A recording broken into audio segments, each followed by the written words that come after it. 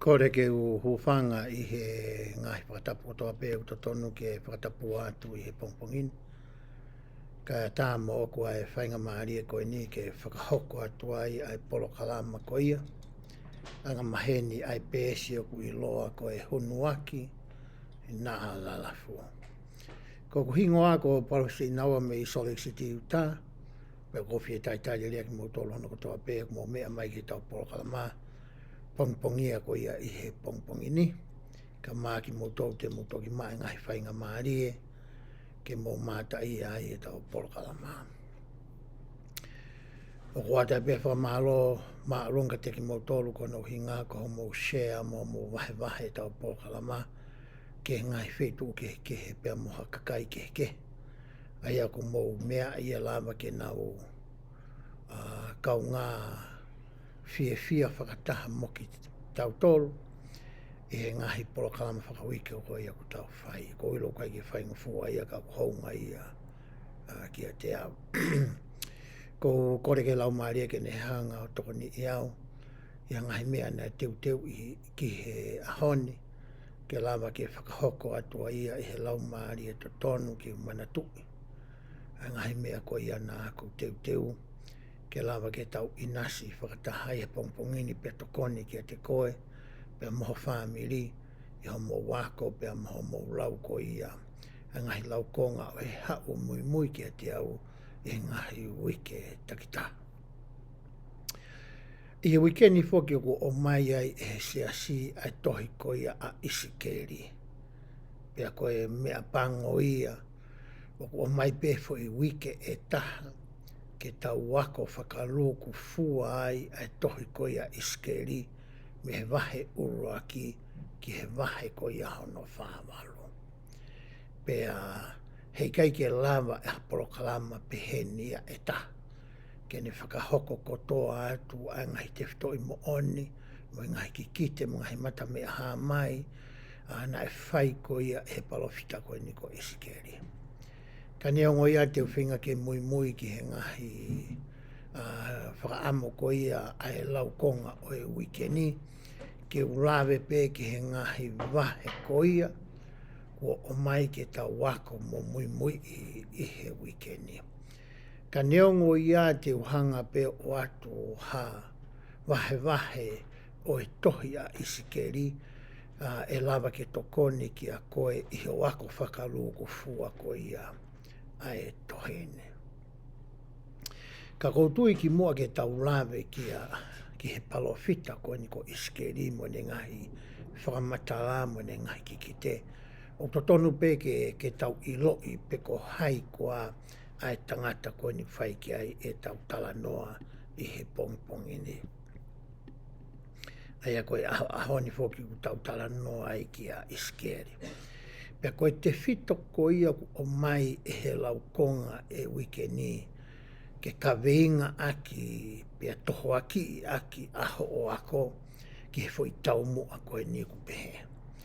Teu ai ke te Kimoutolu, halau Laumalie whoko. Koe te whito I whakakaukau ia pe koe kaweinga ngā ua ia. Ko whakotuu mai he kautaki, ke whakate whito ki ai aho o ako, pia moho o whakatotolo, pia moho o laukonga ko ia. I he wikeni. Ka pau te tau manatu I he wike ko ia kua mahiri atu. Na ku hangai o atu ai haki whakatata I haki iksati pe koe kalafi koe ni. O whikau aki pea moe. Moe ki historia ko ia pe koe ki kite ko ia na e whai e sere mai ia. Ai mea ko ia e hoko ki seusare ma. Pea nā ku lawe whoki he wike ku o si. Na e iei konga la lahi a hono ave pōpula ko ia o e whanau ko ia a siuta me I seusare ma ko ia ki Pāpilone. Na kei ke hoko whaka angataha pe ia. Neongo koe historia ko uta anga mahene taua ki ai e tala noa ko ia ki he tui ko ia ko sete kai ia. Aia koe taimia koe na hau ai a Pāpilone pea nau holoki a ki seusare ma pea tutu moe kolo. Ka he tala noa koe historia mo whakamuoni kuku mai me ngahi fofola. Na e hoko ai ngahi whetukutuku pōpula koe ni oi kausiu tāi ki Papilone. Na e hoko i hakonga lalahi e whā. Koe uruaki na e whai he taimi koe o se hoia kimi. He tau koe na ono ngeau mahiwa ke nima ngeau hiwa walu. Ki mua patoki alo i akalaisi. Aia mei ku nau pehe koe ono ngeau manima ki ono ngeau mawha. Aia na e kau i hono ave ni ihia koe ni ai palofita koe ia ko tāniela. Pehe tau nima ngeau hiwa walu. Na e ave ai tui koe ia ko se hoia kini. Ka wai pia mo ISIKELI. Hono ave ki Kimoutolu ki Papilone. Aia koe taimia na e mawahe ai ari hai ko ia me Jerusalema. Pea koe toki tau ko ia o sete kaia ni mahiwa fitu ke ni mawalu no. Na e hangai ehe otua o whaka auhai ko ia a Jerusalema. Aia mehe tala noa koe ni o ko whakahoko koe ni. I anga ko ia o e taimi laini koe ni whaikai e ku tala noa. O ku haa mahino mai le maheni. Koe taimi koe na e kikite ai a sere mai a pia ngau whakapalofita ai i Jerusalema koe mohono tui koe ia ko setikia. Aia ko sere mai ai a nae i Jerusalema i he taimi koe ia na e hoko ai hono whakaauha koe ia o e kolo koe ni. I he taimi tataupe, o kulotonga kikite a tāniela ia, pia ngau e whakapalofita tāniela ia, ki he pure anga Papilone. Kia ki Kimoutolu koe te nau whai, a hono ka pui mono i kunai, mono whakaauha koe ia a Jerusalema. He taimi tataupe, o ku whai e ISIKELI ia a ene whakahino hino, pia mo ene ngahi whakamatala, pia mo ngahi whakamooni koe ia na ane whakahoko, na ne whai e ia lolotonga ko ia e ne nofo pōpula. Na e kau ia he ni ihi ko ia na e nofo pōpula i Papilone. Aia ko te sioko ke palofita koe ni ko ISIKELI, ko ia na e whiohi ko ia, pia maheni, pia rea, pia whakatokanga, ki he kakai ko ia na anau talangata, pe ta e whie whanongo ke ngai ki kite na e whai e sere mai ia, pea o mai ai ki Kimoutolu ke nau nofo pōpula ko ia i Papilone. O ku pehe foki ko ISIKELI ia, ko e hinga fo i hingoa ko ia pe ko fo i rea ISIKELI, ko e otua o ku mālohi. Ko e otua o ku iai hono nau mohono ngia mohono mālohi. Pe kono whakarea e taha, e hanga ehe otua o whakamālohi i koe. O pehe fokia ko ISIKELI ia, ko e whoha ia.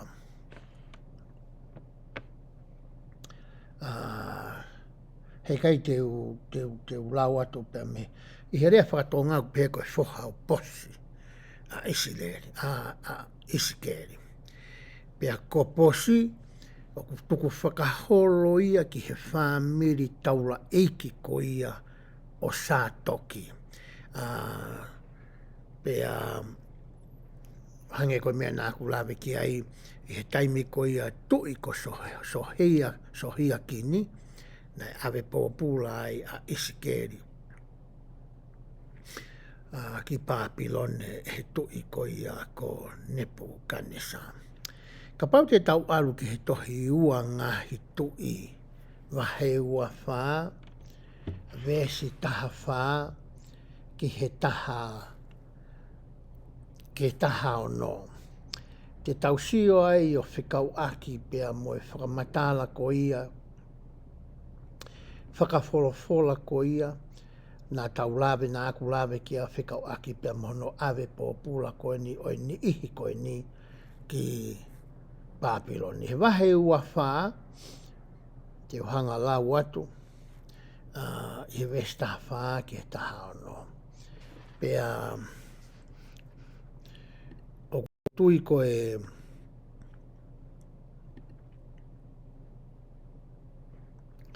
koe tāpua ki ia ki a ki Kimoutolu he taimini i he rea whakatonga, ka pau te ke alu ki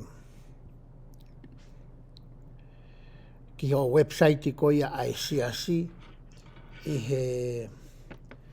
he LDS.org ka pau te ke alu ki ai te ke lava ke sio ai ku o si pāki mai e he siasi ai fuakawa fo'ou a whakamotoa mo e fuakawa fo'ou i he rea whakatonga pea koutui koe tāpuaki a kia tau tolu pea lava lewa ke tau ngawe aki ai ririu ko ia ku o mai ko ia i he e tau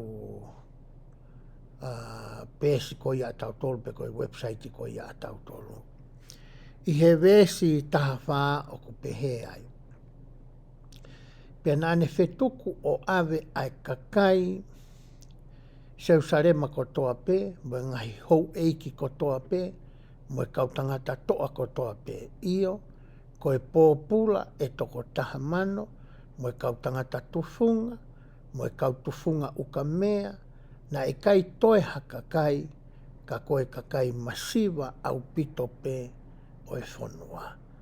Pea na ane ave a si hoia kini ki Pāpilone, mo e whae ai tui, mo ngahi unoho o e tui, mo ne kau matapure, mo kau malohi o e whonua, na ne whetuku pōpula aki nau tolu me Seusarema ki Pāpilone. Pea koe kau tangata toa katoa pe io ai toko fituafe, mo kau tufunga kehe, mo kau tuki uka mea, mo koe toko tahaafe aki nau tolu katoa pe na e malohi mo poto, i he tau, na e whetuku pōpula aki nau tolu e he tui o Pāpilone ki Pāpilone. Ko whakamatala ia ai wholofola o whikao aki moe mea ko ia na aku tala noa ki ai i hono ave pōpula ko ia o e ni ihi ko ia o e kautangata iloa o e ni ihi o e kautangata poto o ni ihi o kau tangata toa na ave ki nau tolu ki Pāpilone. Aia na e kau ai palofita ko ni ko ISIKELI. Pea lorotonga ko ia e nau nofo pōpula ko ia i Pāpilone. Ko a uena ISIKELI ki hono tau motu aku ni tau tolu noa. Aia ka pau na ane kei nofo i Seusarema. Ko tau to tonu e nieni tene hoko ai, ko hataula eiki, ke ngā ue ihe temi pare, e ngahi whatongia ko ia o e kau taula eiki. Pea lotonga ko ia ni he hao haonga ko ia, o e kakai ko eni, o e kau noho pōpula ko eni i Pāpilone, na e hangai e he otua, o uiwi ai toko taha ko eni. ISIKELI ke hoko ko e palofita. Ka ki mua ke ulawe ko ia ki hono uiwi ko ia o ISIKELI. Te uhanga lewa he whainga maari e ko ni o atu aho e ngahi wahe la lahi ko ia te ke lawa ke ngawe aki i o ako ko ia ai tohi kakato ko ia ISIKELI me wahe ulu aki ki he wahe whahamaro.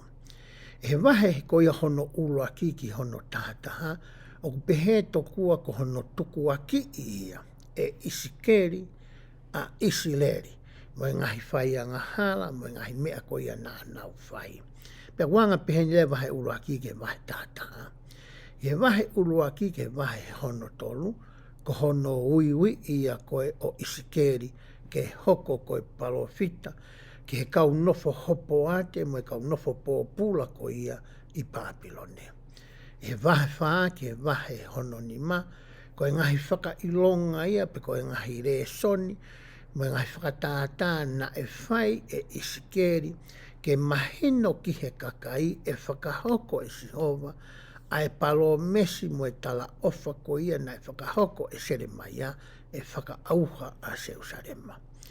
He wahe o no ki he wahe fitu ko e ngahi o ngongo whakamamahi o whikau aki, pa mo e mea ko ia na e hoko ki Seusarema, Pe he wahe walu ke he wahe taha o ku oange ai kia ISIKELI ha visione o ha temi pare. Te tau hoko ke he wahe taha ua, ki he wahe wawha, ai koe wahe taha ua ki he wahe Kimoutolu ka pau te uhanga o kulupu whakaloku fua ngahi wahe koe ni, koe ngahi whakamauia mo e tautea e whai ko ia i Sihova ki he ni ihi koe ni. Wahe taha ua ki he wahe wawha, koe kakai ISILELI ia. Wahe ua nima ki he wahe tolua, koe ngahi pure anga a takai ia koe i he whonua o e tala ofa. Ai kau whirisitia, ma ngahi pure anga kehe koe ia. I he wahe tolu rewa, kono whaka auha ia o e kolo ko ia ko Seusarema.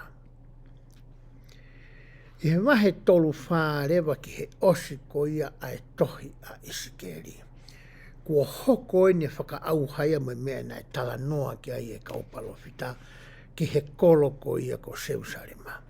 Ko mea rewa ne utafoki ki ai ai whakakau ko ia a ISIKELI, pea moe otua i hene whakarea i ko ia ene palofita, ko e whinga e ke oange ki hono kakai, ha amanaki le lei ki he kahao. Hangahi le lei kua tokonaki e he otua ma aki nau tolu, o ka pau te nau tafoki, i he nau whanongo ko ia mo i loi ai otua mo ui, pea nau tafoki me o nau ngahi hala. Koe ngahi mea le leieni, pe koe ngahi amanaki le leieni, koe ngahi tāpuake, me ngahi whainga maarie, e tokonaki e he otua maaki nau tolu. I he wahe tolu whaa ki he wahe tolu fitu, o whakate fito ia ki ISILELI, ki he hako ko ia e toko tahaua o seko pepe koe, e tau tamai koe ko seko pe. I he wahe tolu walu, ki he wahe tolu hiwa, tala noa ki he ngahi pure anga kotoa pe, pe he wahe whanoa ki he whangahe wahe whawalu, o ku tala noa ia ki ne whakaluku fua a he ngahi wahe koe ni, a mamani i he tuunga ko ia o ku tau iai i he ahone. E ahone reo te tau hoko atu rewa ki hono uiui i ko ia o ISIKELI. I he tohi ISIKELI wahe uruaki,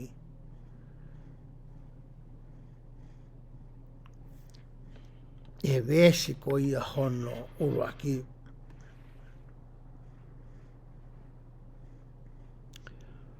pea mo hono wa, o ku pehe ai.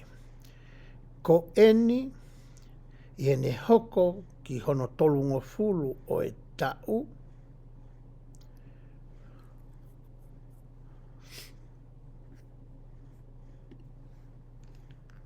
i hono tolungo fulu o e tau, mo hono wha o e mahina, pe hono nima o e aho o e mahina i he kakai pōpula, i he vee waitafe o kipa, na e whakaawa ai ngahi langi, pe na aku mamata ki ha ngahi mea ha mai mei he otua.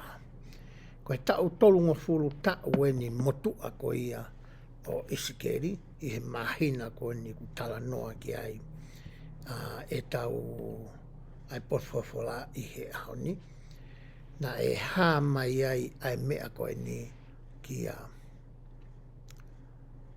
ISIKELI. I he toenga koe ngahi vesi hono wha o rere ai, ki he vesi ko i hono ua ono, koe vesi wha ki vesi wanima, koe tala noa ia ki he mea na e mamata ki ai a ISIKELI, pe koe mata mea ha mai ko ia na e sio ki ai a ISIKELI. Pea he ikai ke utoe hanga e au o whakamatala i atu. Ai mata mea ha mai ko ia na e mamata ki ai a ISIKELI. Teke toki lau pe ia e koe. Koe mea pete ulawe ki Afrika o aki mo e mata mea ha mai ko ia na e whai e isikeli. Na iai foki ai mea na whakamamata ki ai. Asione whakaha.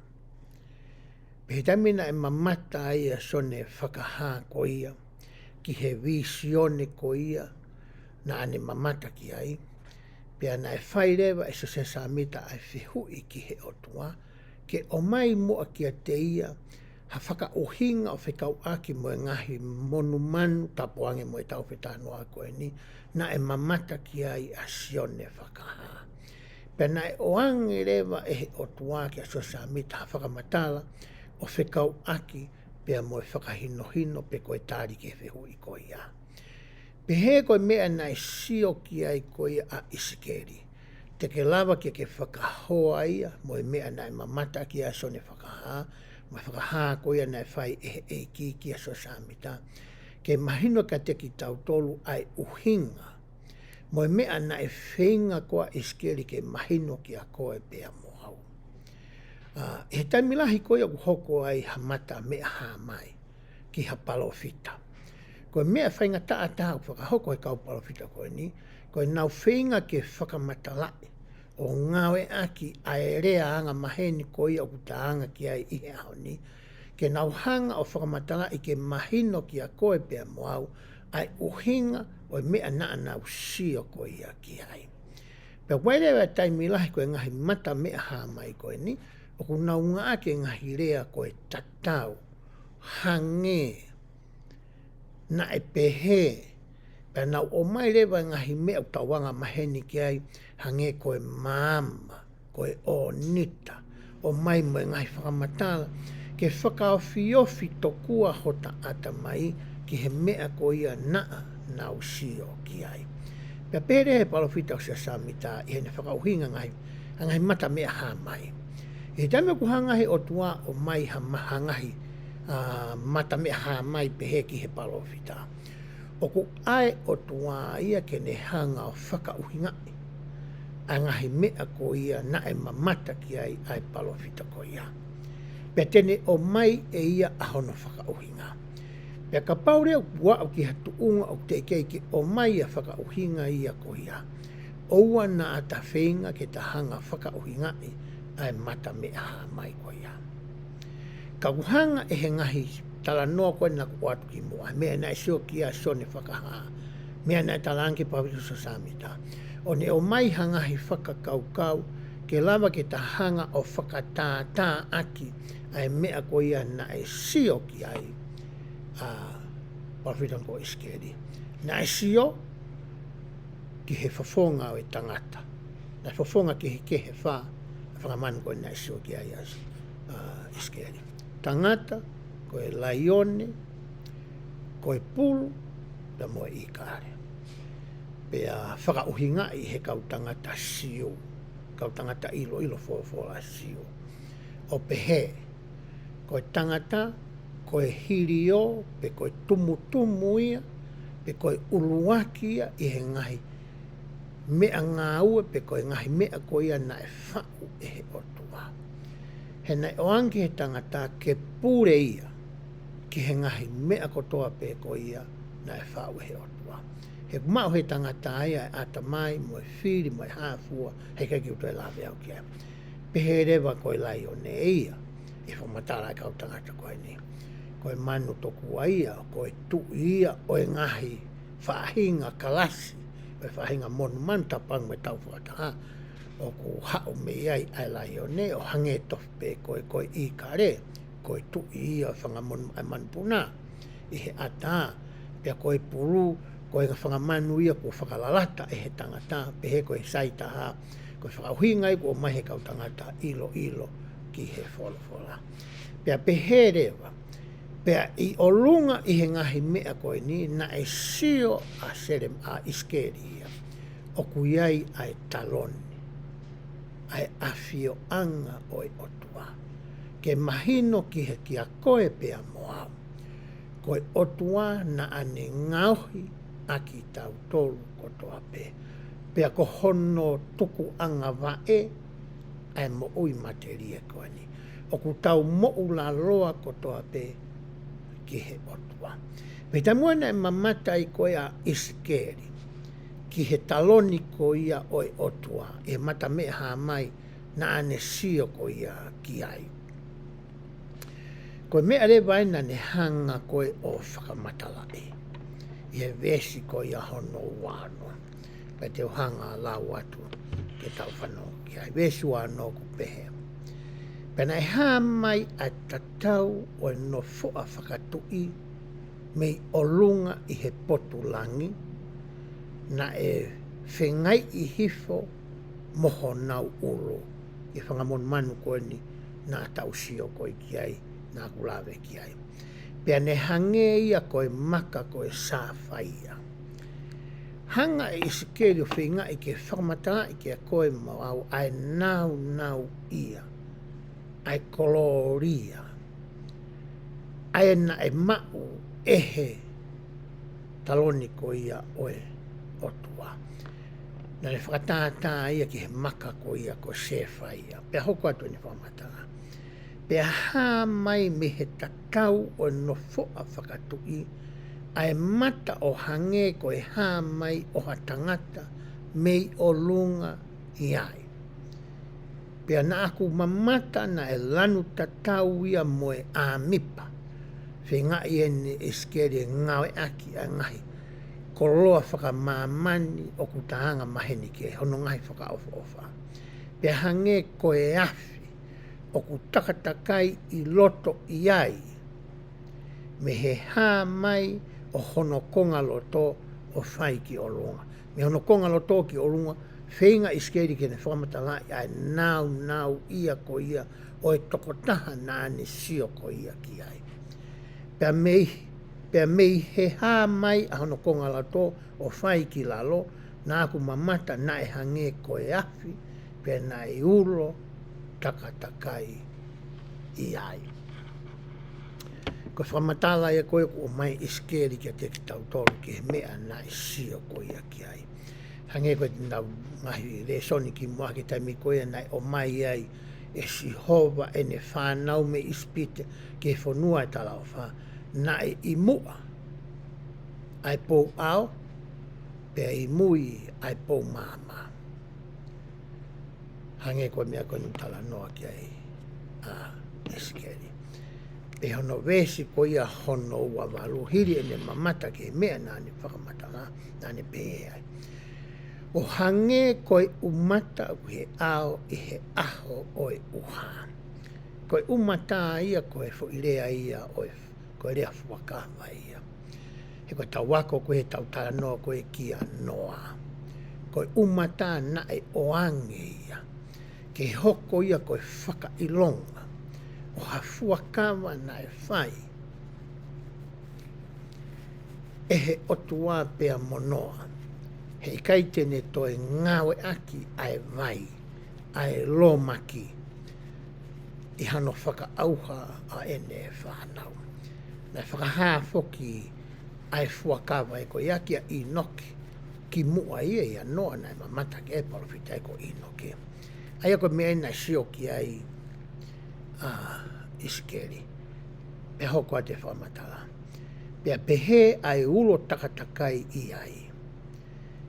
Ko e ha mai eni o tatau, ai tatau o e nau o sihoma. Pe ku mamata ki ai, nā ku tō mape i hoku mata, pe nā ku whanongo ki he reo o hata, na e rea mai. Ko mea nai oho wāre ai koa ISIKELI, he nesio ki he nau mo e mafi, mo e koloria, mo e mālohi o e otua, lolotonga e ne nofo pōpula ana i Papilone.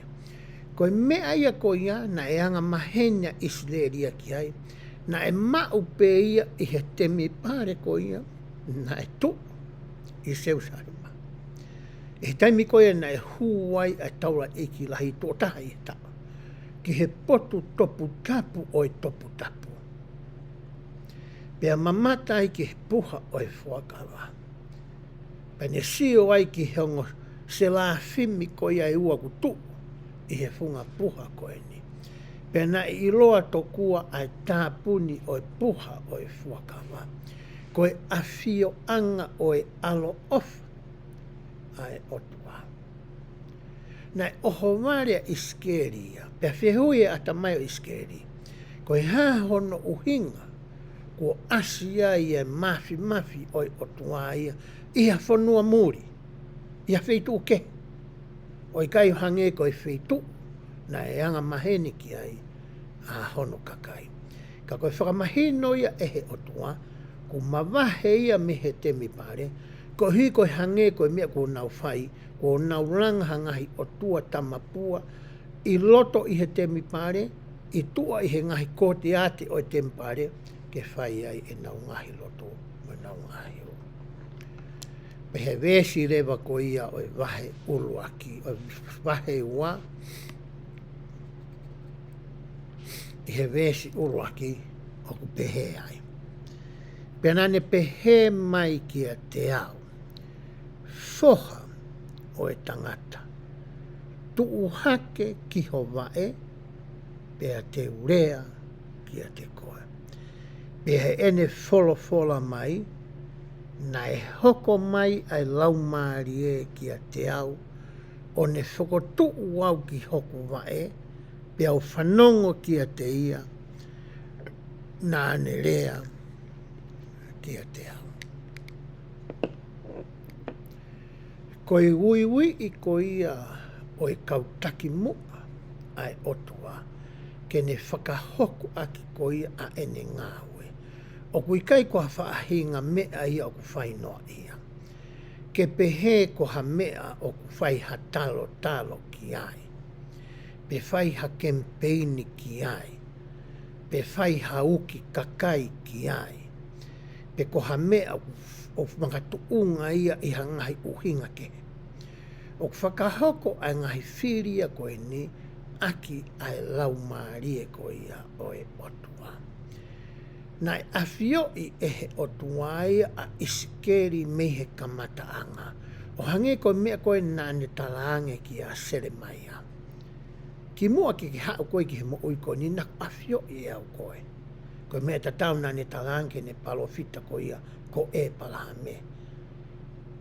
Aia koe toka te rine ia o ku tui ki ai e seaso sisu klaise kaumaringa haki moe ni. Ki mua ke tau hao ki he mo ui koe ni. Na ia e whetuu nā tau tō mua nofo ai pe moe otua. Nea ngahi ngā ue nā tau whai ai. Nā tau hanga whakatupulaki ai ngahi ulunganga whaka otua. Pea maua e whainga maari e he tau kau whakataha mohono alo. Ke pou I ai palani mo whakatuutuu ko ia ai otua. Ki he tau whakalakalaka ki he taengata. Ke tau hau ai ki he tuunga hono wa.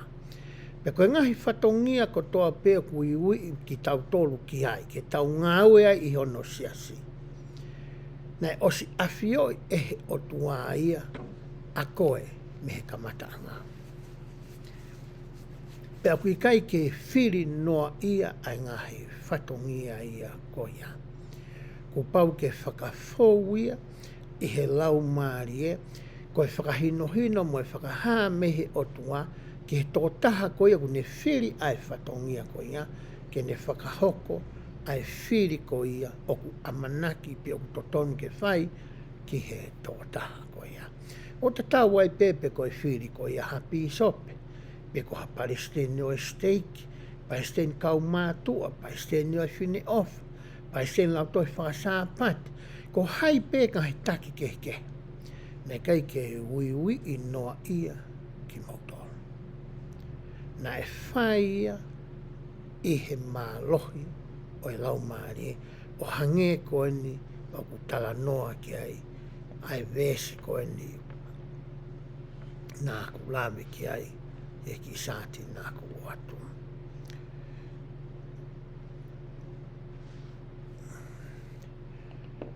Koe kamata anga e ni hono uiwi I koia ISIKELI. Na e uiwi I hanga tonu pe ia e he otua. I he vesi hono tolu.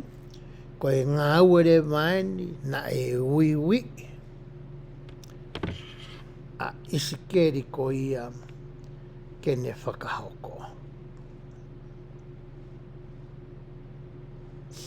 Pea te ulau atu ia pe wasa tu pe ia I ho o sāti. Pea nane pehe ki a te au. Foha o e tangata. O ko whekau atu koe ki he whonua o ISIKELI. Ki he pure anga tu. Ko anga tu ki a te au. Ko whai anga hala ki a te au aki nau tolu. Mo nau ngahi mo e nau ngahi tamai. Io. O au ki he ahoni. Whafua peka pau e ui I koe. Ke alu o ngā ua whakawhai whikau. Ki ha wheitu. Pe hanga e he otua o tala atu whakahanga tonu ki a te koe. Ai tō onga mo ui. Ai natula mo e ulungaanga. Mo e whahinga mea koe a te ke whepaki mo ia. I he whonua pe koe wheitu ko ia. O ku amanaki ke ui I koe ki ai. O hange koe ne whahoko koe ni ki a serema ki a ISIKELI. Aia koe mena talanga he otua. Koe wheitu whakahanga tonu talanga tonu pe e te ke ngā whakawhai whikau koe ki whakapalo whita koe ki ISIKELI. Koe taha mui whatungia ka poe toko ngā whakawhai whikau. Te nauhanga a koe ngahi wholofola e otua. A whatokanga ki a koe pia moau e ngahi mea o mana ke hoko. Pia talamai ki a koe moau ki ta whakatomala I he taimi ku ta whai ai a ngahi urunganga ko ia. O ku whakawhepaki e whakawhetau ke ngahi tōtoni mo e lao mo e whono ko ia ai otua. Paina talanga lewa tua ki a ISIKELI. Koe kakai koe ni ku na wanga tu. Ai pure anga. Ku na wanga tu ki a Sihova ki o na otua. Nau whai anga hala. O si ilo lele ISIKELI e whahinga hala ku nau iai. Whainga hala ki he otua, mo e nau ngahi tamai, talu pe me he kamataanga, talu pe hono o mai ki nau tolu me ispite, o o mai ki he ahoni. Ka pau ko ha ui ia o oku, ke walo ngā whikau ki ha wheitu pe, piau I loi, ai whakaiki iki, o e wheitu mo e pureanga mana ki walo ke pe koe koro. Ko mea pei te utalange ai malo au pito ai mao ui I mo e mao whatongia whakasiosua te motola tāke ke alo whetongia. Ko mea maaria ko ui koe tau kau whai whikau he ahoni. Mo tau ngahi soha, mo tau ngahi ofi fine I he ahoni ke malae ngā whikau. O kai ke tala mai ai hae ulu ngāanga whitu ko ia. O ku tala mai pe whonua ko ia. O ku nau. Te nau alunga. Hoko atu matala iki. He koe whanau mata whielahi mo loto whewheka a ki nau tolu. Ko au ia o ko whikau atu koe ki ate ki nau tolu. Talange he o tuaka ISIKELI. Neongo a ngahi me ani kotoa pe ka ke manatu. Ko au koho o tua ko whikau I koe ki a ki nau tolu. Pea teke pehe ke teki nau tolu. O ku pehe e Sihova koe o tua. Mea koe teke talange. Pea hoka te whamatala ai o tua ka Sihova ki a ISIKELI. Pea neongo e nau loto ke whanongo. Ia ni te nau loto ke whanongo ka koe. Pea koe nau tae loto ki ai. Ia ni kai peke nau fie whanongo ki nau tolu ki a koe. He koe whare anga tua ki nau tolu. Ka te nau ilo na iai hapalo fita ia teki nau tolu. Tangi o tuaga ISIKELI. Ko alu, o taimi koe te rea ke mea te o atu ka koe keke rea aki. E anga pehe ni rewa hono tari koe e kakai koe ni. Iai ni ihi te nau whanongo ki a koe. Iai ni ihi he kai peke nau whanongo pe tui ki a te koe. Ko so matala poki nai whae ISIKELI a koe ni. Ki he kakai ko ni kai ke ngata I he kakai ko e ni ko osi nofo pōpula I Papilone. Nā totonu ke mahino le rei ki he kakai ko e ni. Nā nau hau pe me seu sare maiti. Matala tānoa ko ni historia ko. Os pene tau e nima. e nau no popula I Papiloni pe hoka foi ui ko ni kia ISIKELI. Mea ni kua ngalo I he kakai ko ni na e whai e sere mai e na rotonga I seu sare ma ai tala noa tatau o ko whai ko ISIKELI. Pe he nau ta e whanongo na mai popula I ki nau tō ki Papiloni. Pe te hanga I kia fotu uha kia palofita ia te ki nau tolu. Ke ne whai e whakatokanga tatau kia ki nau tolu. Ai mea pe koia e hoko ki ho nau kāinga mo nau whaameri koia I seu sare ma. Mea ni te nau ki ta e tui pe, koe talange e ki. E pe ni he te pe nau, ia ni te nau tui. O kui kai koe mea ku mahu inga koe kia te au.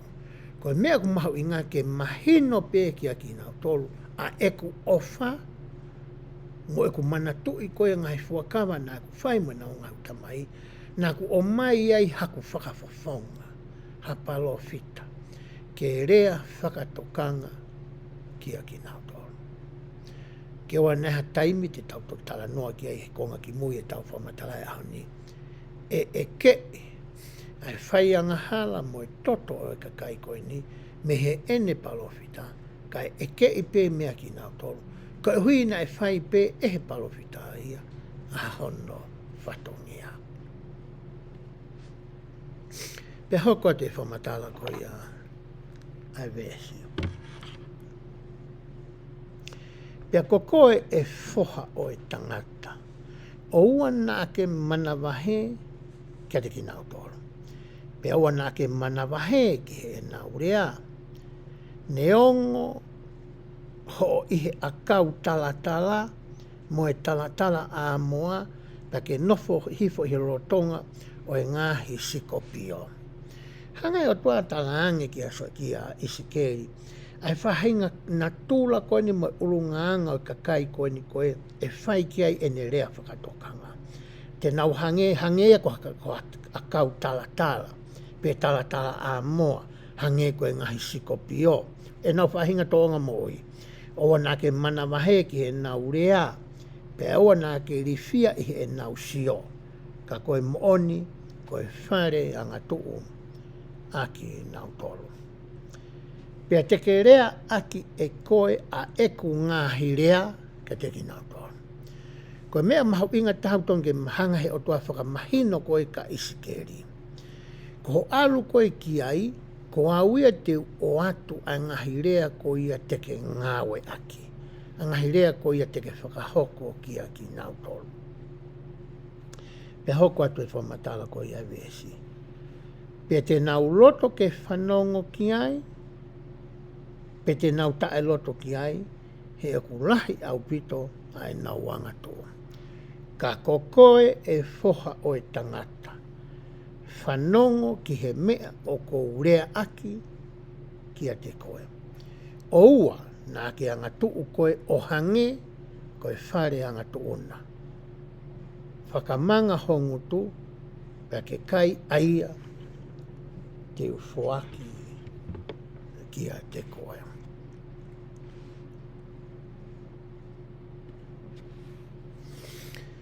Koe ui ia na e whai ko ia e sihova ki he tangata koe ni ko ISIKELI. I he ne hoko ko ia ko e palofita ki he kau nofo pōpula ko ia I Papiloni. Ke whakamahino ki a ISIKELI ko ia kua ui ki he whatongia koe ni. Whakaloto lahi ia ISIKELI ke oua na amana wahe mo I rifia. He e kau ai otua ia pea moia. Pea te whakamahino ki a ISIKELI ai mea koi o totonu ke ne whakahoko, mea o totonu ke ne rea aki, I kai ko ha mea pe ia a ana, ko kai ngahi rea, mai ngahi fola, mai ngahi tūtūri, mai ngahi whikau, mai ngahi whatokanga, e oange ehe otua ki a te ia, ke ne whakahoko ki hono kakai. I he tohi ISIKELI wahe tolu, he wesi hono tāwhitu, te ulawe ai o whikau aki pea mo e konga ko ia taha, o e ui, na e whai ko ia ki a ISIKELI.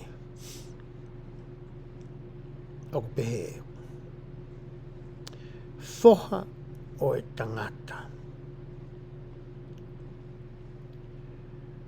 Kua utuku koe reo ki he whare o ISIKELI.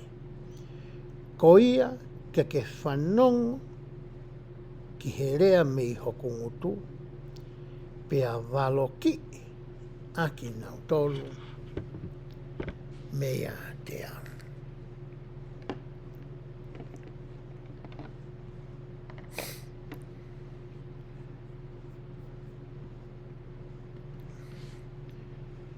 Nei tui a ISIKELI. Ke hoko koe tangata palofita ke ngā ue whakawhaiwhikau.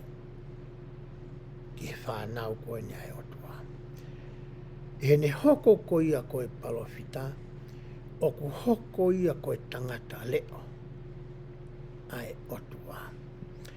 I he taimi koe tau ngahi re soni koe ki mua, na e ngawe aki e he ngahi kolotau i he kuonga ko e ni. Ke naulanga to kua ha ngahi taua. Pe he ngahi taua ko e ni na e whakotuu ki ai hakau tangata reo. Ko hakau tangata whakasio sio. Ko hakau tangata ke nau tuu i hawhitu ku maa o lunga ange. Ke toi mama o atu e nau sio mo e nau wakai. E aho ni whokia o ngā ki he ilo whakateknolosia aia. A ngai teleskope, me ngai binoculars, ngai mea whakaata ko ia. Ke toi tokoni ki he sio ai mata whakamaterie. Ka he kuonga ko ni ne ngā aki pe mata whakamaterie ko ku mai e otua. Ke nau sio ake. Pe tampea ku nau hanga whatoka ngā iai. I he whakasio ku nau whai. O waha ngahi mea ngari haa make. Ngari te tau pehe o ku tuu mai ai whiri. Amana ke nau oho mai ki he kolo koe ni. Ko nau whatongia rewa, ke nau wifi ai talamu pite ko ia o e whakatokanga. Ko hike whanongo ai kakai ko ia o e kolo. Ke nau iloi ai mea ko ia o ku tuu nuku mai. Ke oho fia ai kolo o ku nau nofu ai. Ke whai ha teu. Ke ua nā hoko ha whakatuta maki ki he kāinga ko ia o e kolo ko e ni. Ko e whatongia ia o e tangata areo. Pakuhanga rewa e he otua whakamahino ki a ISIKELI. O se mahino ka ISIKELI e whai tefto i moni whai ki ai ku talanoa. Ai whatongia o e tangata areo. Nea toi hanga e he otua whakamahino ka ISIKELI. Ko e taha ia ho whatongia whakapalofita. Ko hoko ko e tangata leo. Ko e tangata koe ke sio atu ki he kahao. Ko e uhi o ka hoko ke tuunuku mai ai whiri ki he kakai. Te ke lama ke hanga whakaongo mai. Ai reo ko ia o e whakatokanga. Ko hi ke teu ai kakai o ka hoko mai ai whaingataa ko ia ki a teki Kimoutolu.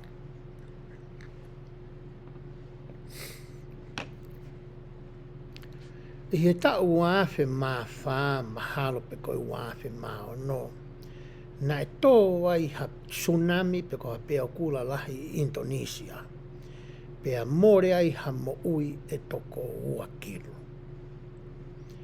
Pea ririu, pea wesia ai ha mo ui e lau miliona. Ko hi koe te tauwha whakanatula ko ia na e tō mai ki he motu koe ni. Ka nei ki i motu ia ta e Indonesia. Neongo na e haweki e he peau e nau ngahi whare ma ngai mea whakamaterie. Ka ne kai ke more hafo i mo uia e tā mātea. E he ki i kolo pe koe ki i motu koe ni. Ko hono uhinga, he koe talo e tuu ai ki i motu koe ni, koe nau mau anga mo ui mei tahi. Pena ia e tala tuku whakaholo ia. Na e tala noa i pea a koi. Pea tuku whakaholo lau i tou tangata. Ai ngahi whakailonga e hoko ki he tahi. Taka sio ai kakai o e motu o whakatokanga i pea ilo i e whakailonga koe ni. e iai e peau kula, pe koe tsunami, e tō mai ki he motu. Pena e fie maure vai ke hola kakai, ki he feitu u koia o ku maolunga pe koe ngahi mounga, ke nau hawa i me he tai, pe koe peau kula koe ni. Pe tamina e whakatonga i he kau tangata eiki, ai whakailonga koe ni, e kamata ke fofo atu ai tahi ia, ki moana. Na e talangaki rewa ki he kāinga o e koro, ke nau whetukutuku ki he mounga. Koe ni ehi o ki i whanau tupu o e taimi koe ni, na nau pehe nau tolu koe whananga, na kai ke nau tui ki nau tolu, e ilo he tuunga mātua koe ni, e hoko ai mea koe ni, tau meana na wō ki he ako, pe kua nau matai tohi ke ilo ki he anga, o e mea whaka natu la, pe koe tu ai ngahi pe au, pe koe tu whakasio ka alafi. Ka nai whenga pe mātua pe a hola kotoa, ai kakai o e motu koe ni ki he mounga. E he taimi na e haaki mai ai, ai tsunami koe ni, pe koe peau kula koe ni. Nei kai ki ai, hamo ui ia e more. E he kakai o ki motu koe ni. Koe uhi, na anau whanongu ki he tangata re o. Na anau hanga i loi ai ngai whakailonga. Na e tala mei mo, pia tuku whakaholo lau i tau tangata. Ka hoko ai aho ko ia, koe mea inu whia mau ke mo whai. He nau talango fua ki ai, na e hao o i gai ke more hamo i ai. Koe mea ia na e whikau i koe ni e he otua, kia ISIKELI. Ke mahino ki ai a hono whatongia, e he ne hoko ko ia koe tangata reo ki ISIKELI. He kai ke tau toi lawe ke he ngahi wahe ke he, koe hunga ulawe ke wahe uraki ua moe tolu, koe wahe ia koe wahe i mai ke tau rau i he wikeni. I he hoko atu tau alu ke wahe ko ia hono tolu o e tohi ko ia ISIKELI. Nengo ko ase atu i ho o sāti ai wahe ko ia hono tolu whaa, ka te utala noa au ke he wahe tolu, pe au toki whaka osi atu ki he wahe tolu whaa o tohi a ISIKELI.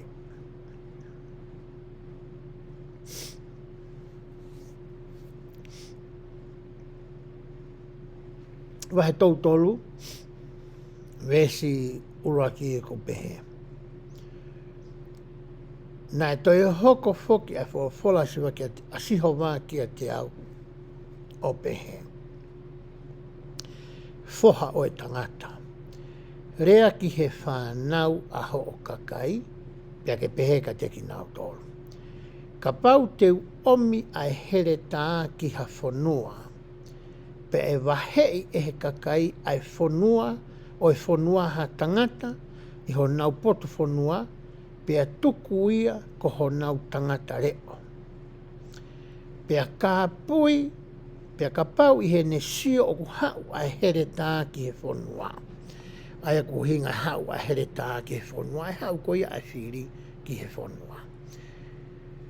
Pia ku ne iwi ai mea rea, mo tala ki he kakai. Ka pehe, ko ia kotoa pe o ku whanongu, ki he pā mai ai mea rea. Ka aku i kai tui tala. Ka pau e hoko mai ai here tā pea te ia aki ia. E i hono tumu aki pe oona a hono toto. Hangaini e sihowa o whakamā alai ki a ISIKELI. Ai whatongia mo mawhatuki o ngā ue ko ia o e tangata reo. Hei kai ke ture mohi ia lorotonga ene i he taua koe ni. Hei kai ke alupea nofu ai o sio noa ia pe. Pe whai e ia haane toe mea ke.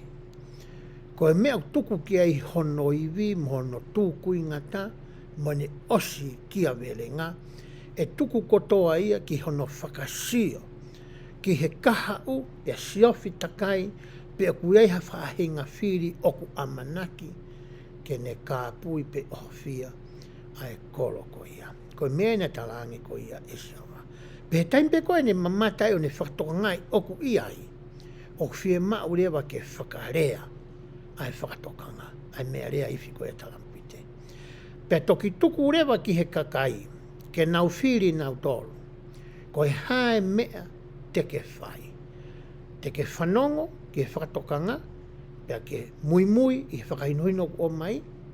Pe te ke whemou e kina pe koe e ngahi mea kehe o he moui. Ka o ka hoko mai rewa ai whiria. Ngai aki foki e he tautala noa tau toluia ai tau whakanatula kou tanga mahene ki ai.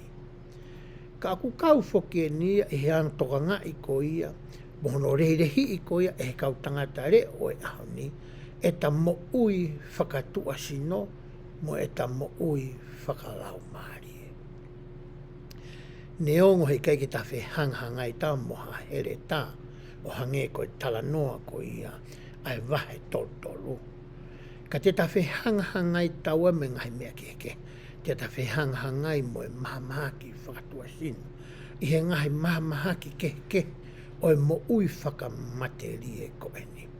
Ka ne hanga pehe o tuaia o mai ki a koe pea moau ai whakatokanga. Ko e whakatokanga ia koe ke ta mo ui whakatistua sino o ku mau ia tohi tokaa tenu ngai whakawa wahe hono walohiwa. Ai ku iloa ko ia ko e lao o e mo ui lelei, pe ku iloa ko e lea o e poto. O ku hanga he o tuai o spelai mai ai. Ai mea ko ia o totonu ke ta mau mea tokoni, ke ta kai. Whaka aho. I kai ke ngātai, ai mea o totonu ke ta kai, i he whaahi tau, takita, o e ngahi tau, o e momoko mo e mawhana. O kune toi whatonga i mai ki a koe pia mo, ai taimi o totonu ke ta aluai o mohe i he pouri. Mo e taimi o totonu ke ta ai. Mo e taimi o totonu ke ta whakamālohi sino ai. Pea toi tānaki mai rea mo e ngahi mea o kai ke whi mauia ke ta whakaonga i ki o ta sino. Ai aku tala mai e kovi e ngai aki o e tapaka. Ai kovi o inu o e kawa mālohi. Ai whai to o kona tapu, ai ti mo e kofi. Ko e ngahi mea ko iai, o kai ke saia ki hota sino. O sanga he o tuaia o mai, pane tala mai whi mai fo i talampite. O mai rewa mo hiki mai he tohi. Kai ke toi uri la tai ia ki a koe pea moa. Iai pe ni hia, nau whai. Iai pe ni hia, o kai peke nau whai ia ki nau tonu. Ka kumoiro e savea ko ia whai he kau tangata ata mai ia ki mo uilelei. O ku nau pehe, ko e kāinga loto e siasi o sisu klais, o e kau manu e ngā hoki muni. O ku nau tauhi a e lao e mo uilei pe ko rea e poto. O ku nau mo ui fuoloa ange ki nau tolu ia, iha toe whaahinga kakai. Ko e whakatotolo ia mo e whakamooni o mai whakaata mai. Ke ne hanga whamamawha i ki a koe pea moau, ai whakahino ko ni o ku tala noa ki ai a ISIKELI. I he taimi o ku hoko ai ko ia ai kau palofita ko e kau tangata leo. Ko honau whatongia ia. Ko honau te to i whatongia ia o ku whai ki a koe pea mau. Ko e nau hanga siofia, hanga i whainga tāu a mana ke hoko ke ta moui, pe nau hanga tala mai ai whaunga. Mo mea o tonu ke tau whai. Ke tau hawai me ngai whainga taa ko ia. Ko e lao ia whikau aki pea mo e mo uilere i nā aku tala noa ki ai. Ai ka pau ke whie ilo ki ai. Ku whakawhe i koe. Ke alu ke tohi toka te ini mga whakawa wahe walu hiwa. Pa ke lau mo ke ako ai. Pa ke mui ke ngahi whakahino ko ia. Ko e tala o wha mo e palo mesiku pehe. Te ke lere pehe i kai te ke hela ia. He kono hinga he ku mo uilelei ho sino. Whewhere mai ta whaaki whakalaumalie. E konwhenisi na tau toki situ a mei hai. Nei ai ere o whakatokanga. Nei mai he palofita. Ki he ngahi mea whakalaumalie, mangai whaingata. Mangai ai hai me whangai whakatauere a se tane i he aha whakaosko ni. Tene lava ke wesia ai koe. Pea moau i he mo ui whakamateria koe ni. Koe whakawherewa ku o atu, ta whoki mo ato e sio, ke whahino hino na amai e palofita. E konferensi na tau tok si tu a me ai. Na ne hanga o tala mai ai, a ngai whainga taa te ne hanga o e sia whakalau maari e koe pia moau i hea honi. Pani toi hanga pia tala mai mo e whaunga, mo e mea te talawa ke whakahoko whakaaha. Ke whakasi ai ai hoko ai whainga taa ko ia ki a koe pia moau. Ko hika lawa ke ta mo uile lei whakasino, pia ta toi mo uile lei whakalau maari. Pia hoko te whamatala ko ia ai vesi. Vesi ono ni mapehe. He na ane whanongo ki he reo o e mea rea, kana i kai walokia ai ia. Kau tamani koe na e whanongo pe kai ke tokanga. E ia te ia pe a hono toto, ka koia o kutui tala, e whakamo ui e ia a hono Laumalie. Tala noa ni ke tama koe uta e whanongo pe ta e tui ki he reo e whakatokanga, mo tama koe kutui tala. Ko hona ke heni. More ai mo ui ai tama koe. Ka whakamo ui e Laumalie o e tamata. Vesi hono o no koko te whamatala pehe.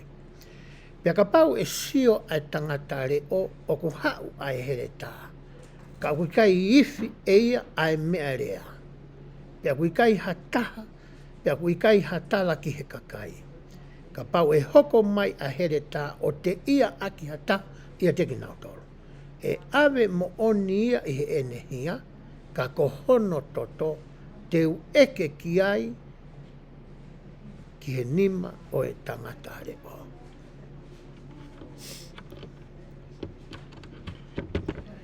O kui ai whoke e kau tangata reo ia ki a koe pia mau he haone. E kunofo ko he woti o kou kau ai. Ko e tangata reo o kune tomua reo au ko ku Palestini kau mātua. Ko tangata reo ku raki mai kia te au. Ko no ua mai he tua o tangata reo ko ia, pe ko e Palestini kau mātua, ko e ku pisope, ko e tangata reo o ia. Ko na whatongi a rewa ni upeheni. Ko na sio pe ka whanki mea ki he ku mo ui ko aku whakafoi tui tui. Pe ko kunofo mo kumari mo whanau mo mo i whawhamiri. O ngari ke ki mā he hei ki tua. Ko hona whatongia ke na rea whakatokanga mai ki a te au, mo kumari, mo whanau. Ko na whatongia ai. He kai ke pehe ia ke na tae whakahoko na whatongia ko hiko e na mā whakamaterie mai a naua ia ki au. Ia whahinga uhinga. Pea makatuunga ai hana ta ofi ai hona reo. Ke whai ai ke whakahoko ai whakatokanga ki a te au. Pea hoko whakatuuta maki ki a te au. Whakasino pe Laumalie. Ko hai whakahinuhino ko mai siawa i wahe tautoro. Tene e ke ai whaingata ia na aku fou ai mei he nima o he tangata reo na ni hanga wahe ke ni re ohia. O kai ka whatongia ia o ko whainga fua e te hoko ko tangata reo. O kai ka whatongia ke te kalanga aki pa te whakatokanga ki a taha ke ririu a ene mo oi ko hame aku whainga fua. Ko mea ku whainga taa. Ka aku hau ia pia mo e whatongia mo e ngafu. Mo e tufakanga o te hoko ko ha tangata reo. He kapaike ke tau whakahoko ai mea ko ia nai uiui ki tau toru ki ai. Ko mea ni utala noa ki ai a whorafora. E eke ia pia ma te koe ai whaingata ia ai whamiri koni. Nai whahinuhino nai whai Spencer W. Kimpole. Taha ia kau palofita e se aso sisu klai se kau mana ke nani pehe. E pisope pe moe paseni whakakoro. Ko e tangata rea o ki maua ki he woti o ko ke hoko ko e pisope pe ko e kolo o ke hoko paseni whakakoro ki ai. Ko ho whatongia ke hanga whakasio sio. Hanga koe o ange ngahi whatongia kehe O ange ki o kautaki kehe koia i he woti. O ange ki paisene fine o wha. O ange ki paisene kau mātua. O ange ki paisene la toi whakasāpate. O ange ki kau et vaisa koia o e kolomu ai kau elo ne. Ka ke nofo taha pe koe ke he whatongia aia o i kai ke toi lava ia ke o ange ki hatake. Aia ko hono toka ngai o e kāinga lotu. Ke ua na ia i hapaea. Ke ua na ia tuku hausia. Ke ua na ia ha whiekaia. Ke ua na ia ha taha e whainga taa ia. I he woti pe koe kolo ke hoko. Koe tangata reo koe ia ki ai. Koho te whito i whatongia ia. I ho hoko koe tangata reo. Tukuange koe mea kotoa pē. Tukuange kakai la lahia ke ngā aue me paiseni fine o wha. Me paiseni kau mātua. Nofo taha pē koe ke he tau tupu. Ai tala wau fine mui. Pea mo e tala wau tangata. Ko ki Kimoutolu koe ka hau ia whamiri. Koe ka hau ia whanua. Koe ka hau ia asiasi. Ko ki Kimoutolu ku atu e ho toa honi ke whatongia aki. E koe pisope me ongo tokoni. Koe kau parisensi ki Kimoutolu o e kolomu koe o e kau elo ne. Ko ho mou nofo ke hinoi, whakahino-hino i whaloto lahi. Toko ni i ki Kimoutolu. I he nau hala whanonga koe ia. I he hala koe ia. Pe koe hala koe ia o e whakawa. Koe whatongia ia o e tangata tauhi koe ki Israeli i he ahoni. Ki ke he si ia me he taimi koe ni o ISIKELI whaika e tau talanoa. Me koe ngahi whiri ahoia koe ana tau o silawe tau tolu ki ai. O ku toe lahi ange a ngahi whiri ka honi tau te whito ke he ngahi mea whaka elektronika ai aku wala ki ai tau whanau e ahoni. Ke he ngahi telefoni poto pe koe smartphone. Ke he ngahi tablet pe koe iPad unga aki koe he tau whanau. No au ki whanki i laptop pe koe computer pe koe i api. O ku lava ke hu mai ai a ngahi whiri koe o e ahoni aia na e tala noa ki a neo son me tau konfenisi na tau toki situa koe a pia mei ai. I he ene pe he rewa. O ku hanga he wahe tolu koe e tohi a ISIKELI. O whatoka ngā i koe pea moau. Ki he lakanga whakatauhi koe pe koe lakanga koe uta hoko koe tangata reo. Ki he ene whanau. O ku mahu inga lai he eku whakakaukaua aku ke ta toe foki o lau a tohi ISIKELI wahe hono tōtolu. Pe hoko atu e whakamatala ko ia ai vesi. Vesi ono fitu pehe ai. Pe oku pehe e foha o e tangata. Ko tuku koe reo ki he whare o ISIKELI. Ko ia. Te ke whanongo ki he wholofola me i hoko whafonga. Pea ke walo ki a ki Kimoutolu mea te au. Ko mea mahuinga tōng ke mahino ki he tangata reo. Ko e rea koe ku ke whai o ku whakawa e ia. Pea whakate whito ia. Ko hono kakano, ko hono erito, ko hono momona. O ku totonu ke i he wholofola ia ai otua. Ko e wholofola atua ku ne maue e malohi mo iwi ke ririu. Ai loto mo e whakakaukau mo e atamai o e tangata pe koe whiwhine. Hange koe rea ko ia na aku tala noa ke he wike kua osi. Nei whai the peka. Taha e kaupa apostola siasa Sisu Christ ka manao ki moini. Ka pau ke loto ke vave pe tolonga, pe tuuloa tae ngata. Ai ririu ko ia ai whanau. E mau ia pe ako ko ia ngahi wholofola ai otua. Koe mene whakatokanga ko ia e si hova ka ISIKELI. O kui kai koe mea te ke whai ko tala noa i pe te ke whamata i pe te ke rea aki whainu noa ka mea au. Moha o whakakaukau. I kai. Koe mea ko whemaa mea te koe ke whakahoko pa ke tala ai mea koe te utala atu e au koe ki a te koe. Ai aku mau ia i he ngai wholofola ko ia ai otua. Pea ku mahu inga au pito ai whakahino ko ia ki a koe pea mo au i ho ta whatongia koe tangata ria. O kai whuke ngata pe ni he kau tangata nā tānoa ki ai. I ho hoko koe i ho whatongia koe whatongia whakatauhi. Ke ngai whamiri koe wahe i atu. E he pisope. Mo i kau taki koe ia i he woti. ke hoko koe tauhi ka te Kimoutolu. O ke maua i koe ai tonu mo mawhai mo malo, ke hoko koe tangata reo, ke ngai whamiri koe pe ku ta, pe ku ua, pe ku wha, koe ha hono lahi, ko ho whatongia, ko ho hoko koe tangata reo ka te Kimoutolu. Ko koe te ke hanga whakatokanga ke te Kimoutolu. Paka au ki atunga koe te ke lawa, ke whakahoko whatongia ko ia ki helelei ko ia ko whakaukau ki ai. O kua rea mo kau tangata me kau whiwhino iho tu a piko tawaki te nawala nima mai o toko ni koe. Aia koe paisene kau matua, paisene o whine o wha, parestene o palai meri ko hiko ki whanau ko ia, ihe whamiri ko hoko koe reo ka te Kimoutolu, o kua hame o ke whanau, ke tānoa ke paisene palai meri. Te nawala ke tokoni ki a koe, ihe lakanga whakatauhi ko ia o atu e o tua maau. Pe toki ao niu rewa, pe a au whangatuku, tau sio rewa ki he tangata iki piso pe. Ko ia, tene whai mai ai tuuni whaka osi ko ia, kia ki tau tolu, hono kotoa pe, o tau ngāwe ko e kau tangata reo, i he ngahi woti, mo ngahi whamiri, ki he tamai mo whae, e ngahi whamiri takita. Ko rea ne whikau rewa ki walo ki a ki nau tolu, veso no walung pehe. O kau pehe ki he angahala, e angahala koe mooni te ke mate koe.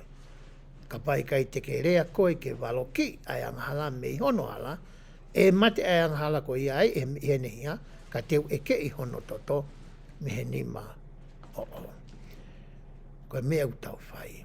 Koe ke peke tau honga to whakamaui, ai ka kai utau hoko koe, tangata reo ki ai, e kai, koe ke whakaukau ia. Ka pau ke sio ki ha mea o ke sio o kungari ngari tene ave ki nau tolu. Me he māmā ki he whakapouri, ko ho whatongia ke whai ha tokoni.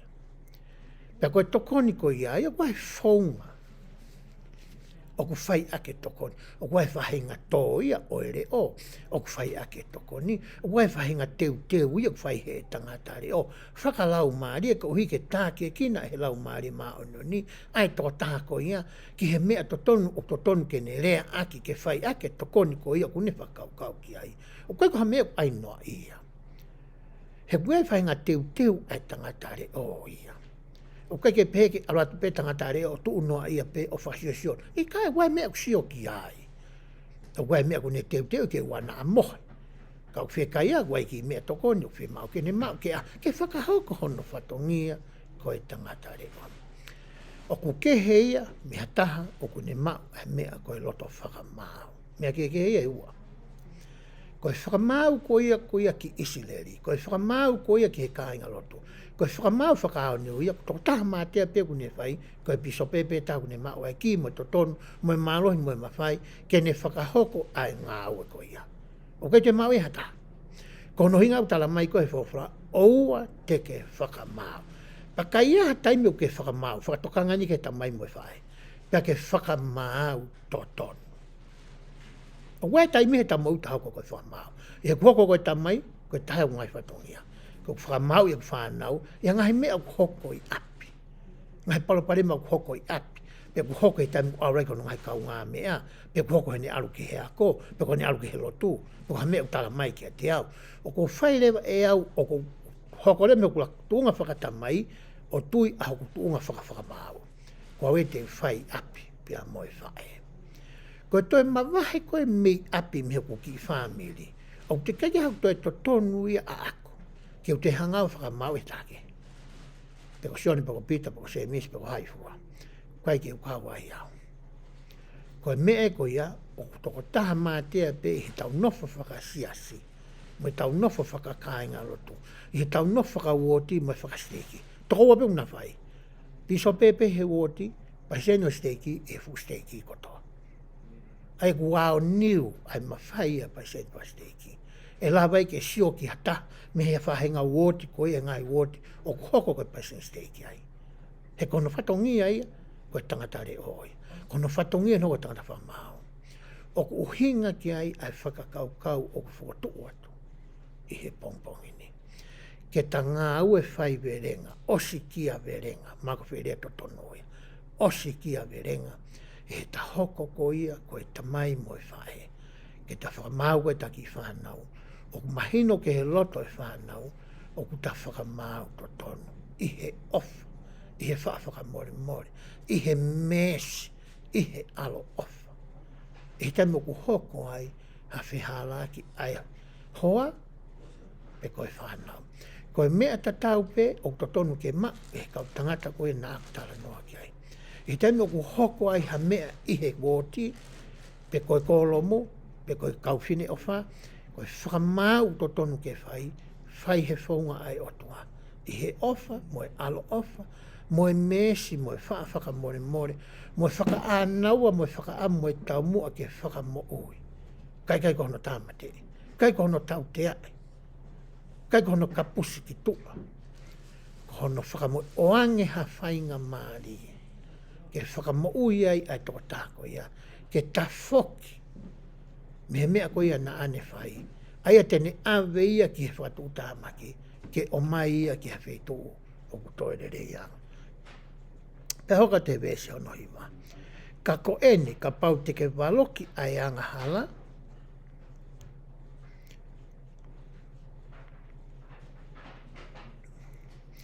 koutui mahalo he toenga koe ni u vesi koe ni. He keke utoi la whakalau te lau au kia ku oswhi unga mahale ku whamatala ki tangata reo. Keke mahino ia ke toenga koe u vesi o wahe tōtolo. Te uhoko atau ki he wahe tolu whaa. I he wahe tolu whaa, I he kātoa o ngahi wahe kotoa pe ko ia ko ke ako I he wholofola. O whekau aki moe mea o kui koe tauhisipi.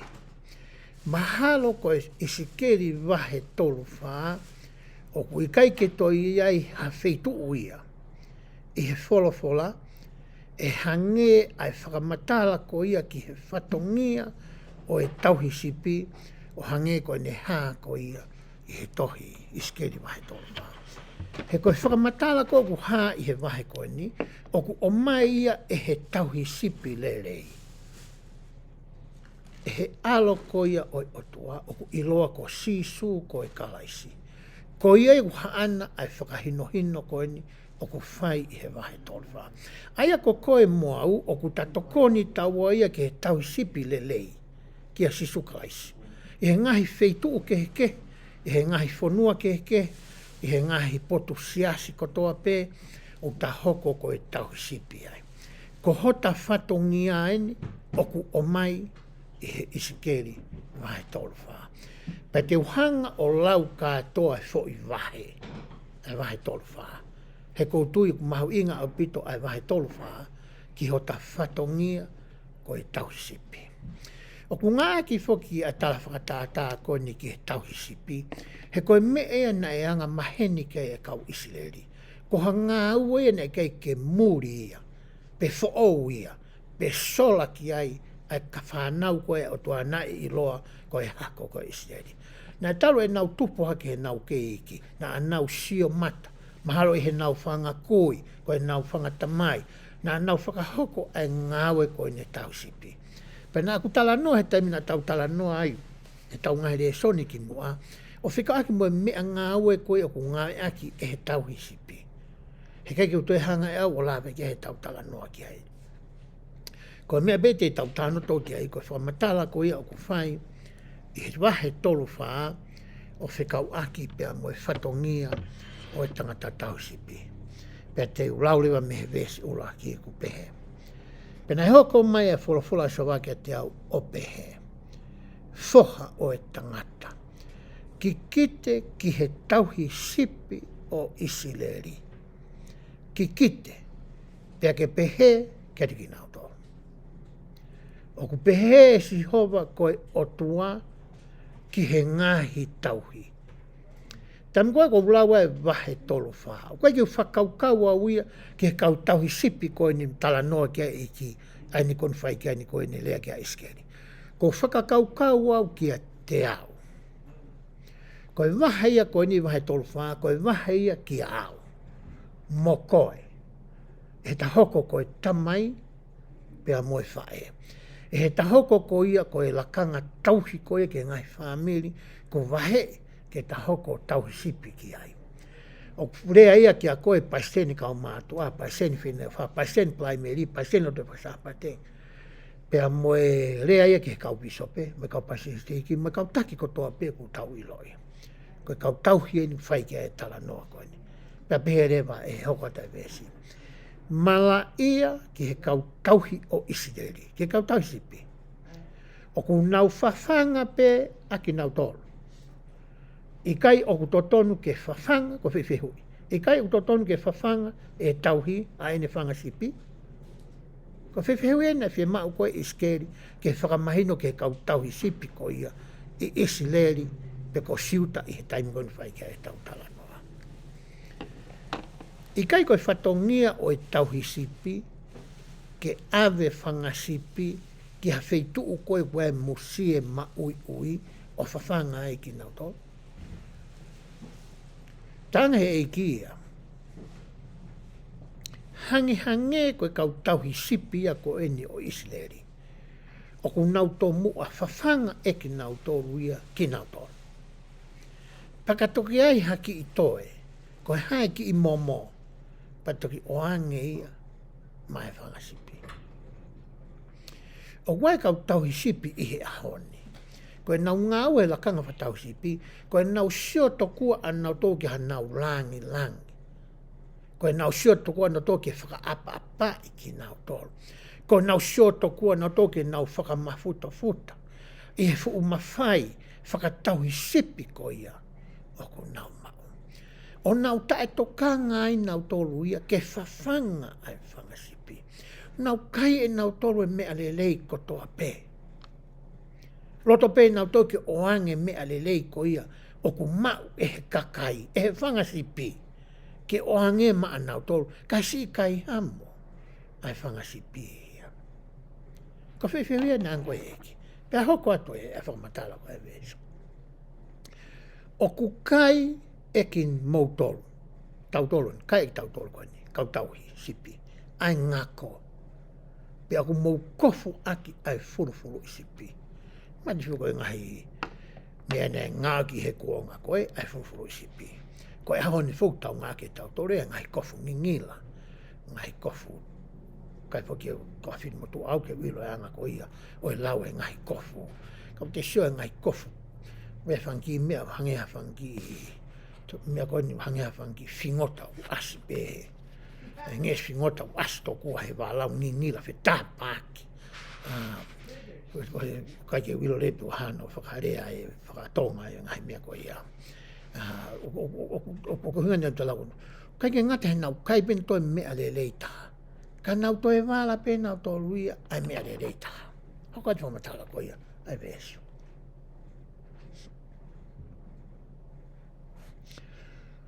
O ku mouta mate ia aia o ku sino ka hui kai te mou whawhanga a whakasipi.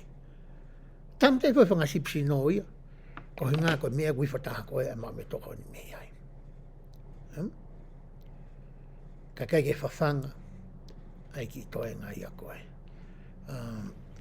Pea hoko te lau koe ai vēsi. O ku na i kai te mou whakamālohi ai vai vai, ko whatonge whatonge whai he tauhi. Sipi. Pena i kai te mou whai to'o ki he mamaki. Pe te no mou no noo aia nai mawhesi, pe koe whasi. Pe te mou kumi mai aia nai whakahei. Pe te mou kumi aia nai more. Ka kua mou pure mālohi, o whai, whakamamahi ki ai.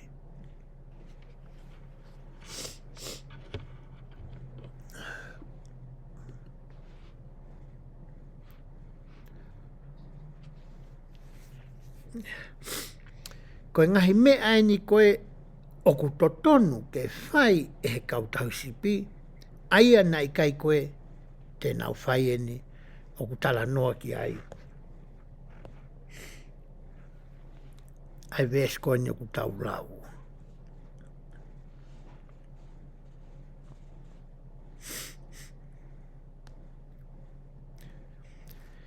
Aia koe ngahi mea tongi tau whai te pati tau toi lawe. Whakamālohi ai vai vai.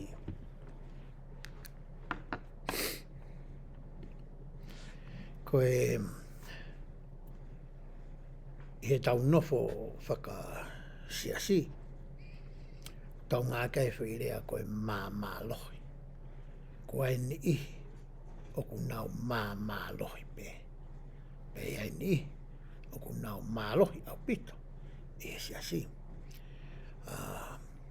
Pe koe ni I ko ku nau mā lohi pe he. E taimi koe a ku tuu ai koe a hata ngata pe ko hawe whine ki he tuunga koe a. Wale ngai mea ku hoko. Ka mata reo ke whakari eri aki. Ai kurupu ia koe ia. Ka mata ke whakataita e toka ngai. Ka mata ke hange o ku sio whakamau ki ai e toko la. Ka mata rewa ia ke hange o ku whihi aneki nai. Ai ni I koe ia. I he anga koe e tau sio. I he rea ku tau whai. Mo e tō onga mo ui mo e ngā ue tau whakahoko koe ki a ki nau tōru.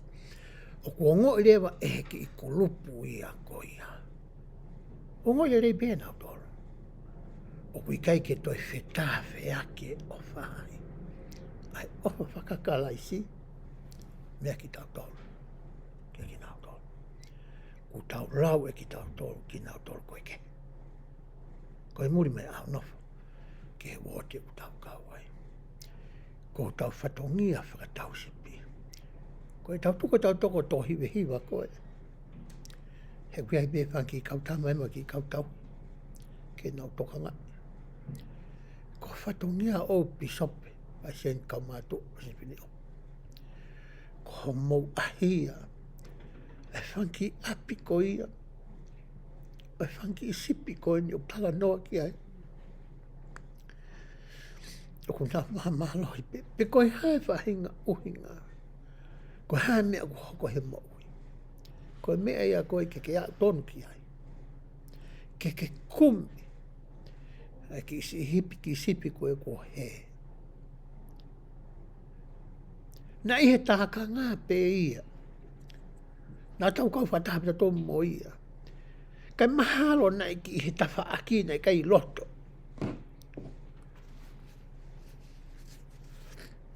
Maha nai ki kai atua ke tawha aki. Pe toi siu atu ke tawha aki ai taha. Pe alu iki hai. Kai alu te whanonga ia toa ngai whangasipi. O si he ai. Ai ki sipi koe ne. He tānoa maari e whoki ki he whangapulu. Nung tau tānoa ke sipi. Maha ko tiu na tula me sipi. Te alu ki tā koe ki he āpulu. Tai mnahe ko te sukita ke loto o āpulu. Me musie pea loto ia. Kai oska atoa e musie I hewe e a. Wani osko e musie kapa te hua te pule. E ulu e pulu tapang mai tau. Wataha. E ātātala o te kai atu ia. Ki he musia e kau ngāpi.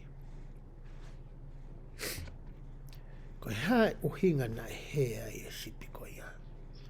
Ko tau ngai whatongi antal mai. Tau hanga no. O nau ngai la bea. Tau hanga ai kia whai to. Pumatai na ange ko he siawa koe. Ke tala mai ka koe bea maoi ahoni. Tau anga harea ku whakawhie maari ki o nau loto. Ko hae whainga tae ku nau iai. Ko koe e tau sipi e pisope. Ke mau e koe a mawhai mo e maloi. Ke tokoni I whakatua sinu. Mo whakalao maari a ki nau tolu. Ke nau to e whoki mai. Ki loto ki he tākanga sipi. Pe hanga rewe ni ku nau maloi. Ku nau taku tokua ku nau maloi. O marui. Pe a I ki nau tolu. Pe whakakofu I ki nau tolu. Whawhanga ki nau tolu. Ke toi mawhana ai ofa I hono ke nau ngoi ko api e ni nau whoki mai ai. Ke nau ngoi o ku nau hoko koe konga. They belong ki he wāti. Me koe whāmeri ko ia. Tahau mi ai. Me hoko a te whamatala ko ia vesi. Pena e whakahe I aki nau tolu koe uhi I he I kai hatauhi. tama e ki tangwai taimi ku hea e sipi ko hinga pa ki hatauhia ia pe tauhia ka fe mo e kina tauhia i hene mea pe ano pe koe konga pe mo ui materie koe o ka fo ke e mai fo ke hoko koe koe tau sipi aha fitu hoa e wafa i ako toa pe hangia 7-11 e kai koe mea utala mahe fo io o ka mahi noti alko whai ngahi mea ki he ka utotonu ke iai ha taimi i he aho takita hange koe taimi koe whamure ke ako ko fo ke whakasio ai whangasipi ke nau i loi ke ui atu sinaua ko a weni ko whanau mai pa ke reo tauhi ko ngau e au e sapat ko o si lo tonga ko e lele lau toi pasapa tepe ko e leson por etapu na ui ange toko ni uruaki e pisope o ke maa wa mohoko wa e pisope te sina ke sioke ki maua yo no ofisi e ko lue mai ko ia foki ko ke lue to tape te ke walo mai hoa o ho mai e kalake pure mai toko ni kalake taha ko e foha e pisope pe au talange ko tem ko toa pe foki o fia mai pisope ke sioka kita o e foi mea pe ua ku hoko ko te whai hafo i lelei ko te whai hafo i komi pa koe ki mau lelei pe ko hae uhinga o fia sio mai ka ki maa ni ngari pe mane ma whai hafo i komi i he wote pe tamina ko mai hoa ma hua tu ko ia ki ofisi pisope ko tem ko te hua tu ai ki ofisi ko i pisope te sina o te ongo i pe kita he te loto i he ofisi pisope ko ni ai ulonganga mo na tula o e tangata o tautu o hanga mai ko i ki maua so pe kita hano mfofonga e le whapita ne ano timina te sio ko tangata o wanga le lei o wanga patoki la o ko fonu i he ofu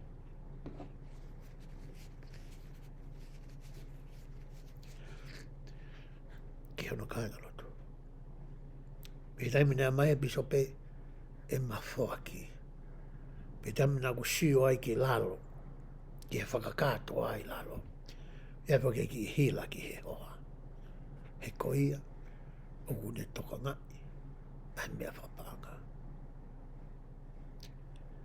e taim koe na e tala noa e pisope ko koha na usiofi e au ai ngahi whaki ke ma wahe ia me wahe o folo o si mahino usioki ai o kuki lahi si ia mea kong mau. Ka nau siofia au kai, mo e whaanga whai whekau, mo e ngai whake. Naku ilo iai e au ia, ai wheitu, o whakaamu e pisope. Ke whakarere i. He koe tauhi ia. Ki mua ke rea mai pisope kou talangi e pisope. O kou ilo i au e toho vai vai, e whamere pisi i naua, e he ngahi tawha aki koe. Pea koe tuku pāna o anke pisope, ke tau sipi. Koe sipi koe ni, e toi whengai e tau ka hoko mai, ke riunga ua, e ngahi whaki, e ngahi eria ke koe ni. Pene o anke mo e whakamalo, ke he tau sipi koe ni. Koe koe tauhina ne whai, ki hoko ki whamiri.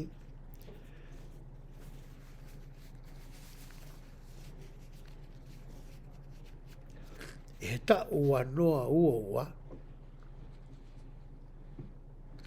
e he ne hoko, koe tau sipi, ki a Kimoutolu. Me hoko a te whamatala koe ia e wesi.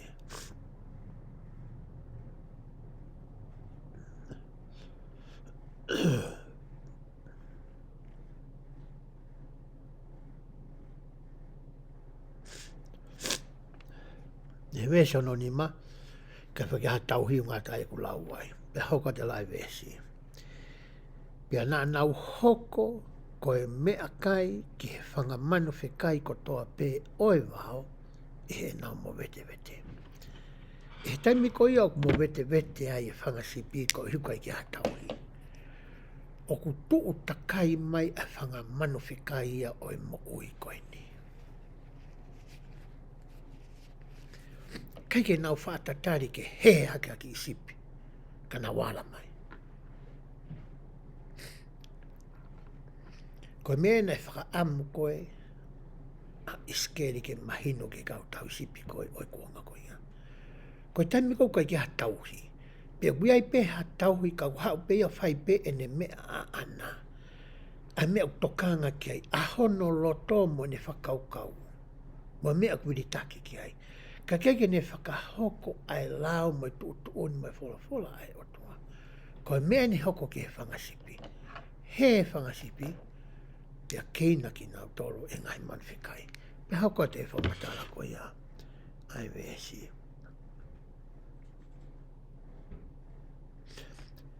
Nai alu pe he pe a eku whangasipi. Nā kulai whakamatanga vai tolu whaa. Koe whakahino hino nia me he tauhi sipi o e ngahi tauhi sipi ko toa pe. Ai eiko si sukaisi. Ko ia une whakamawhai i koe muau ke ta hoko koe tauhi sipi i he ahoni. Pea ko ene whakahino hino ane. Hai wane lau. Nai alu pe he pe a eku whanga sipi i he ngahi mo unga ko toa pe. Pe he ngahi potu mā o lunga ko toa pe. Iyo. Nai whakahe i ku whangasipi ki he funga o māmani ko toa pe. Pai na i kai hakure pe kumiki ai hatanga. Koe he whoki a whangasipi a koe ni nau he ke ngai whitu keke. Kai ke pe whaamaina tau he pe ka whitu e ta. Ke whaingo fua no kumi nau tolu. Nau he nau tolu ke ngai whitu keke. Ko mana tui bētai mina ku kei California ai, na koko i ka ton pisope. Ke tangata ko Feteleni se kona. Na iai hasipi i he woti. Na ilo i he tauhi, o ku he wheitu ke. Koe ne whikau i he tauhi, ke walo kumi, ai sipi koe ni. Na eke mai he tauhi ke te au. Sinau, ke ilo, ai wheitu i ai tamani. Nau tang iyo. O wei ku whanongo me ku maha mahalo. E tamai piso pe, alu, o mai. He tamina ku alu atu ai. Nā ku hua atu ki heki whare koe nā ku whakaukau. E iai e tangata koe ni. Nā ku hua atu, koe tangata ani, o ku iai. He tamina sio mai tangata ke hua tu. Nau sio ne alu no ia pelo i mata tangata koe ni. Ne ongo. Nai rotonga hua kawa ia. Ia kawa malo. Nau tala anke ai. Matanga pule. Fia mai piso peki aroa. Fia mau he tau hike ke poki ang. Ia mna maheka i mai tangata koe ni. O marihane mau atu ke piso pe. Nā whanongo ke ta. Oi whetangi me office. Oi tau isipi.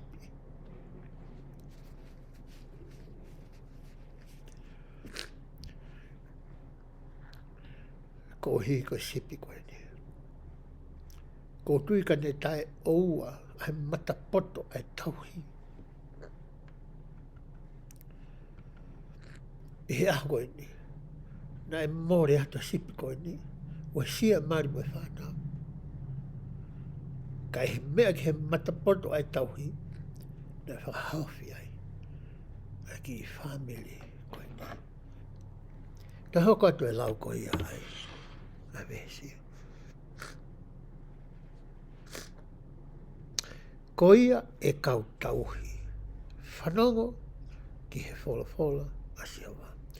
O pehe e siawa koe otua. Ko au o kua mo ui. Pea koe mo oni, koe uhi, kua hoko ai ku whangasipi, koe whakamalohia. Pea kua hoko ia koe mea kai ke whangamanu ko toa pe oe wao. Ko i hui na e kai ai hatauhi. Pena e kai kumi he kau tauhi ke whangasipi. Pena e kai pe e kau tauhi, kana e kai te nau whawhanga, e ku whangasipi. E mai tau sipi e mamatala meskoni. O ko mo ui, o ko ilo i re pe me ku hoko ke whangasipi.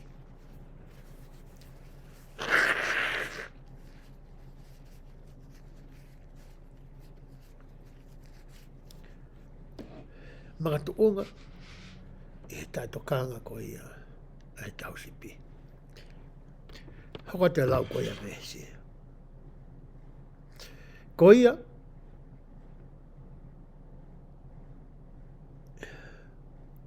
a Kimoutolu e kau tauhi, whanongo ke fōwhola sihowa. O pehe sawa koe o tua wakai, o kou tuu wau ki he kau tauhi. Pea teu eke a eko whanga sipi me ho nau nima.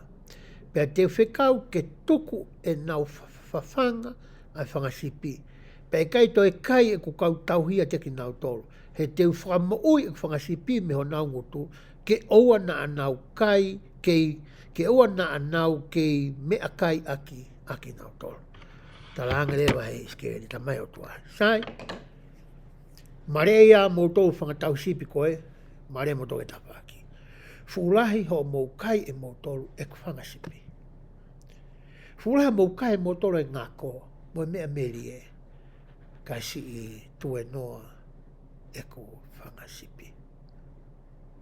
Ko mea hoko, mare e mou tolu. Tuku waa pe ke utoka ngā i pe e au. E ku whanga sipi.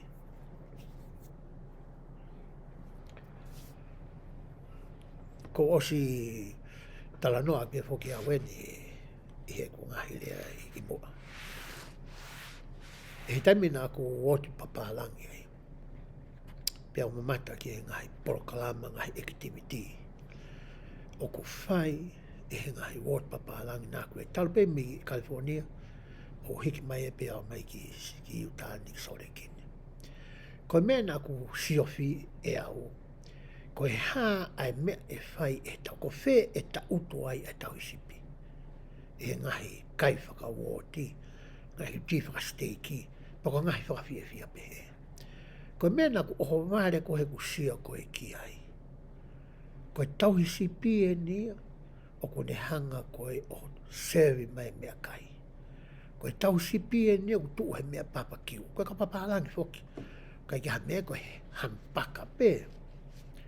Tātai tā ke hua ki ko ngā steiki ia. Ka ko nau tōu nau tōno, ko nau o mai ko e ai mea tokoni. Kai si ta utu e whanga sipi o kai. Ko nau tōu nau hanga hiko e wewe.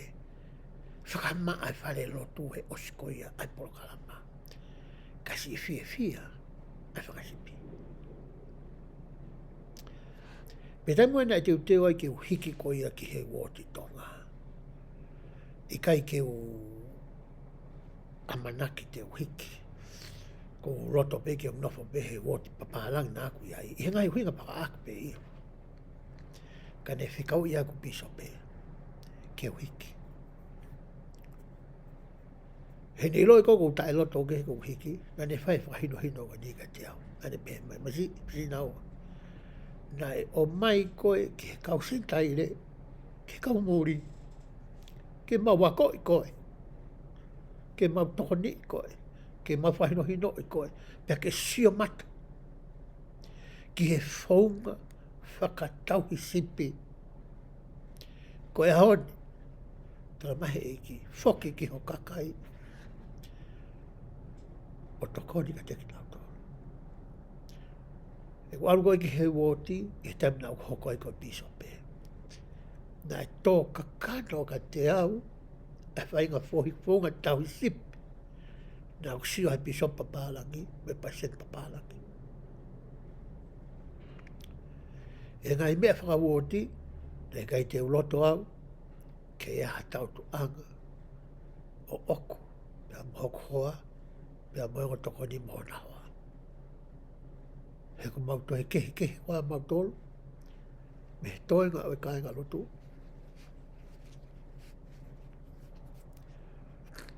kai ke utui pe. Peka whakaukau na whamahino ke kahenga lotu oi wot pauti fuloto.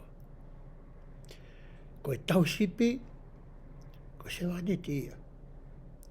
Koe tauhi ia. O kai ke te tomu a kai e ia ngako.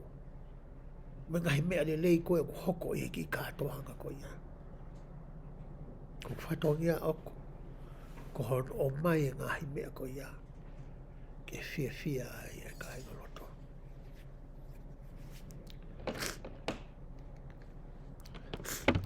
E kusia koe ia ki he toenga e. Westata hau pehe. He pehe soa koe otua, wakai ko au. Io ko au. Te uhakure a eko whanga sipi, mo kumiki ai. He kai whake toi alwe kau tau hia, o whai e hakure, mo e kumi. O tala mai le vai nia. E otua ai. Tuwagi o aloha whai mai whai pokala mo kai ia. He kua wania ki hatu unga ia i he ahoni.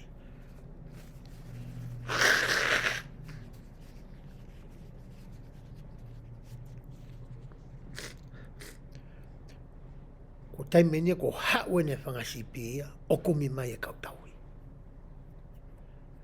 Whiu pe whangasipi ia he takai mo e tari, pe nau hau na tō kumi mai taui. O se hoko ia, i he ngai whetulai. Westa hoa.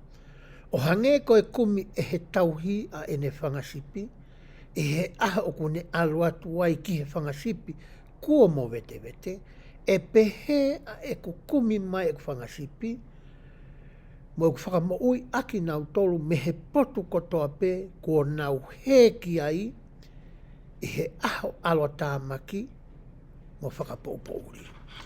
Ko e ngau e whakalakanga tauhi whoki o kai ke whakawhai tau ia. Pe whai pe aho koe kula ai, o rea ki ake tikiri o waru noa. Kai ke whai he taimi koe toa e sinou, pe kumomo ko mohe kau tauhi ia. O hingai whamatala koe ni, o kai ke pehe lakanga tauhi ia.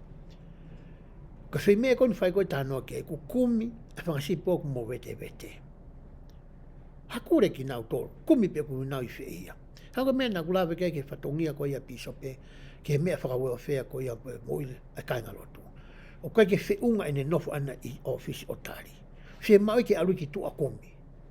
Takai, Eva, Hakure, wheitu uko hoko pisope ai. Ke ne mau ai ai whangasipi ko e ni. Pea ku whai he alo maari, mo e alo tāmaki. O ku whai he la a whai he ua. Whai he taimu sinou ai. Whai he taimu kou haviri ai. Nā weha mea ku hoko, nā ku mate e nau hita, nā koe ke mo uye vai, koe haha mea ku hoko, ko oku mite ke mau ai. Pea e tataki koe hangoe paramesina e whai e monsoni. Taimite ke huata ki tua takai, e tataki koe e Laumalie, ke ngahi whamiri pua whangasipi koe ia iho woti, oku nau lolo tonga whaingata ia. Pea hoko atu whamatala e vesi. Pea teu omi a ki nau tolu mei he kakai, mo tānaki a ki nau tolu mehe ngahi whonua, pea omi a ki nau tolu ki ho nau whonua o nau tolu, pea e whawhanga a ki nau tolu i he ngahi mo unga o Isileri, i he vee vai tawhe, mo e ngahi poto kakai o e whonua. Koe amanaki le leia nai oange koe e otua, ki he ne whanau. Neongo nā ku whakamoe te te i ki nau tō koho mou talangata. Ka te uto e whakawhoki mai ki Kimoutolu. Koe ahoni o ku keheia. Koe te hatahe whakamoe te vete e ahoni. Hango konga whaose tau tānoa ki ahoni. Tānoa ki hono tānaki mai a whangasipi.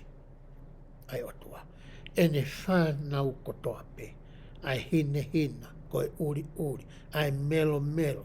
Enge enga. Pulu, lanu man. Koe hape whainga lanu ke ai. Koe ahoni tānaki whataha mai. E he tauhi sipi lerei, a ene whanau, me he ngahi mo unga, koe te rea, koe lalo maka, koe hae mot, koe hape wheitu ke iai. O tānaki ki tau tolu i he ahoni aki a ene o ngōrerei.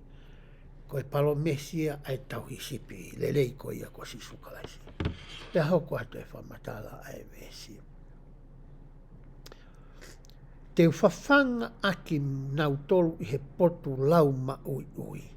Pe he ngahi mounga ma o lunga ISIKELI i ho nau loto a. Te nau tokoto ai i he loto a lelei. Pa te nau kai i he potu lau ma ui ui e ngahi mounga o ISIKELI. Te whawhanga i whangasipi, pa te whatokoto aki nau tō ki lalo, oku pe he e Sihova koe otua. Whei tō ke malo ai whangasipi, ai ke nau kai le rei ke nau mākona, nau tākoto kai toi o holo ai whangasipi. Pea pe, restano, te ukumi ke te ia na e more, hange ko sipi e taha ko ia, na tuko hiwe hiwa. Pa te utoe omi a ia na e whakahe i atu. Ia e whangasipi unau he i he ahoni, koe ngāka mea unau loto mamahi ai. Na e whai i haka ainga loto i he woti. Pe na e whai i hataki i he woti pa nau mamahi ai. Te unono a ia na e mawhesi. Pa te whakamalohia a ia na e vai vai. Pa te utāmatei a ia o kusino mo malohi te whawhanga aki nau tolu ai tau tea. Tāno ni kau tamako nau ki kai koe, ai ngā koe me ngai mea koe ia. Pea koe uhi ko Kimoutolu ai ku whangasipi, o pehe Sihova koe otua. Wakai te uwhiri waka wakai ke manu mo e manu ke whangasipi tangata, mo e whangakosi tangata, koe mea sii koa ia ke te Kimoutolu, ke mou kai ke osi ai potu lau ma ui ui, pea mou toe manaki hifu ai i ho mou lalo vae, a hono toe oi potu uwhawhanga ai a Kimoutolu. Pea ko mou inu me he ngahi vai loloto, ka ko hono toe ko mou whaka uri a ki ho mou ngahi vae. Kai ke ngata ni tala noa ko ia ai a ISIKELI ke kautauhi, toe taha noa ni a ISIKELI ke whangasipi. Kia koe pia mau. Pe mai hui whamatala e koe ni. Ia tau tō kai he mea ulau mau. Pa kai ke ngata pe he tau kai.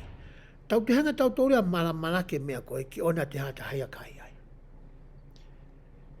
Pa ke tau lo tau tō lui ai whangasipi. Ke tau tō e vahe. I he tau nofo koe whangasipi. Tango ni tau o tau tōlo mau haki whainga maari. E tau tōlo. Ta pau tau pe tau tāno ni pau ni kaingalot pau ni furono. Maa ki whainga maari. Ka ke tau loto tau tōlu ia ke toi oangi ke vahe ai. Pe ke inu mo kai ai whangasipi ke he oi woti. Loto pe tau tōlu ia, ko tau tōlu pe ia. Te tau mau mea tōkoni me ai. Koe tala mai e he veko ni, koe ulunganga e whangasipi. O totonu ke tau sio ki tōku. Hange koe ni, te u whakatata pe. O kuia e nihi, ngahi he tau nofo whakakainga lotu. Koe ngahi lelei whakangā ue ku nau mau. Pe nau mau koe ngahi monu ia koe ia, nau fufu ia nau tōru. E taimi lahi hoki, ko ma nofo koe mo e hoa mo kari ola. E taimi maa whanau ma mimi au tō tahe maa hina ki LA, ki downtown Los Angeles. Koe whai toku e whangi whakatau ai hoa, ke mawhoki mai moia. Pea koe natula whoki o e hoa o oku, hangeka maa ko karate i la. Wakai ko si maa peki mea e koe tala mai ko he motua o haana mea pe ko whini motua. O toi viri at pe ia ke toi holo ki lalo e totongi a mea koe ia. O pepe maa koe California, ke maa koe downtown ni wakai ko si koe anga peni whoki o si au kuia mei tua koe tangata au koe ki ulau ki hanga mahu inga ngai koroa koe ni. Ko sia tau ngari maa le lei pe ia ke ai. O toi viri pe ia ke motua ke holo mua ki lalo. Kai ke tua whainga menta tan maat me sore i kini, moi hafua ni whamatala ko whai. Pea kuia rea ngahi whitu uia ko si loi pau e i loi he kau tonga tō lahi. O ku toi maa au pito ai mea ia, mea ta tau pe ona whakatau me ai. Ka kole taimi kou eke atu eke tala mai whitu ko ia. O ku hangi ai teu whanai ko e kakai ia ko ia, ke tala mai. Ko hinga to ko na loto pe na to ke na wino e fo i meri e ko ia, ke na kai e fo i meri e ko ia. Pe na to e mala malaki e na to le mo tapu ni mo ai ke wilo ata, ke wana to e inu ai, mo kai ai, hasipi ke hei. Ai maari e tā noa he vahe tolu whaha. O kai ke whakanangata pe ke kau tau sipi. Ka kutoe lawe ia ki he tō onga, mo e olongaanga, ai whakasipi. Ai e tau nofo whakawoti, te tala noa ni ke wot paundi fulu ano. Koe whine mātua koe ne wot paundi fulu ano. O te keha whine mātua mata mari pe he ia, i he mea koe mea kai teu toi i lo i steke o kou kawai. Koe ngahi mea koe woti o ku whai. Koe te mu te aluatu ai. Ta tau e pepe ko hai hau ke mea ai wot paundi fulu ano. Koe na o aluatu koe ke whine mātua ko unau. O mai koe tau mea kai. Nau mari tatalala. Toi tala mai ka koe ke toi whoki ange. Toi ai maha mea ki alu mai ki api. Koe whahinga ulunganga uto ton koe ke ha me he whangasipi. Ka mau haki i mea hatahe mau woti. Tala holo ke mau atu. Ke mai mau mea mea ai. Ia ki motua pe te riake ne hao mei tonga ko atia ri ha whoka. Morisa. Na kau nau he ulunganga koe ia. Ka mahana ki i mea re re. Kutalanga ki hange ha whono whakakolo. Ke o atu e kakai e woti. Ke nau wahe. Ke nau whi nasi aki. I ngai mea koe ku whai. Kai ha mea whi mau ha tokoni. Ha mea ku mau. I he mau nofo whakau woti. Wai kau tangata mo kau whiwhine. I ho mau woti. Wai tangata ko la tō whang. Ko tama koe ni ko Mr. Handyman. Poto iha whahinga mea pe. Ka aiha mea mau woti koe tā whai he tama koe ni. Te kei ke whanau ki he tangata koe ni. O ku tari i kai ki a ta. O ku tātu me he woti koe ni. Koe whahinga tō onga mo uia ai whangasipi. O ku tala noa kei vesi nā haku lawe ki ai. O wana tau sio pe ki he kau tauhi. Ka tau toe sio ke tauanga e tau nofo ko ia. Koe whangasipi. Me hau katoe ai lau e vesi. Pea ko e ku whangasipi o ku kai e ki nau tolu me mea kua mou malaki aki ho mou vai. Pea ku nau inu me mea kua whakauri aki ho mou vai. Ko hai kua whie kai he ngahi mea ko ia. Ko hai whie inu he ngahi vai kua uri. Mo mea kai kua osu. Ala ngau noa ia holo e kakai ia. Pea fesi noa ia holo peu kai ai maha mea ke. Ko hai te whie kai he mea ko ia. Hauka te lau ai a vesi. Ko ia o ku pehe e soko o tuaka teki nao tolu. Wakai ko au, ia ko au. Te uwhiri waka wakai ki he manu o kusino, mo e manu o kutotue. Ko e uhi ko mō whakatua tuai, pia ko mō wheteke i a kau vai aki ho mō nifo, pia ko ia ko mō nau he ai me he mamao. Ko e me ko hinga nifo ko ni ke horns, ke tui.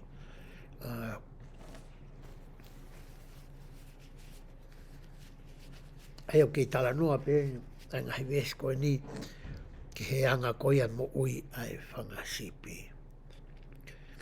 O koe po ke whangasipi ea ku nau ni mawhewheka, mā lohi, ma ue sirine. Me hange rewa ku hanga he sipi ko ia, o teke i tokua ai toenga ai whangasipi.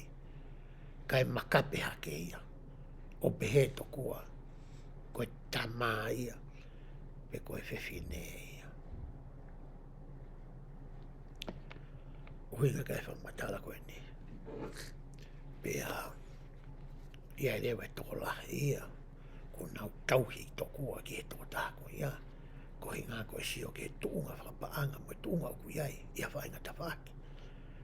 Kai whakariari aki. Me me hange ia koe tanu lahi ku ngā ki he kautaki. Kautasine me koe whakapone.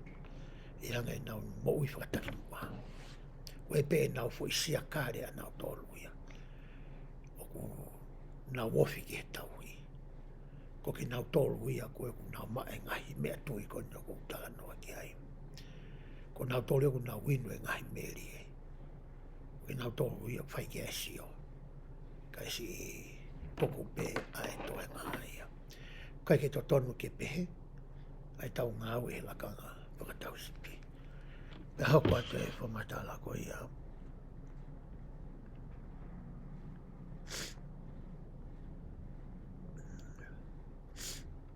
Ai vesi. Ko ia te whakamo ui ai e ku whangasipi. Pea i kai toi turia a ki nau tolu. Pea te whiri wakawakai ki he manu mo e manu. Pa te whakotu o hatauhi pe e ta. Ke te ki nau tolu. Pea tene whawhanga ki nau tolu. Io, ai ku tama e ko te vita. Ko ia tene whawhanga a ki nau tolu. Pea ko ia tene tauhi ke te ki nau tolu. Pea ko au si hova te uhoko koho nau o tua. Pea ko e ku tamau e ko te vita, ko e eiki ia te ki nau tolu. Ko au si hova, ko urea ki ai. Tala mai lewa e o tuhaini. Sai. Ko e mea ki ho mou tō onga pihe a kau tau sipi. Te o mai e au hatauhi sipi me hako te vita. Me hako sese. Ai tauhi sipi ko ia lelei. Ai tauhi sipi o e ngahi tauhi sipi ko toa. Ai eiki ko si sukaisi. O mai ai tauhi sipi a ko ia. Ko ia i tene hanga o tokanga i whakalo ku fua. Ai whangasipi ko ene.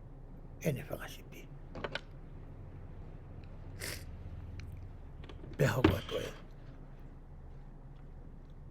Alaua vesi. Pea te nau whai moau ai fuakawa ke melino. Pa te whakaosi ai whangamanu whekai me he whanua. Pea te nau nofo le rei pe i he toawha.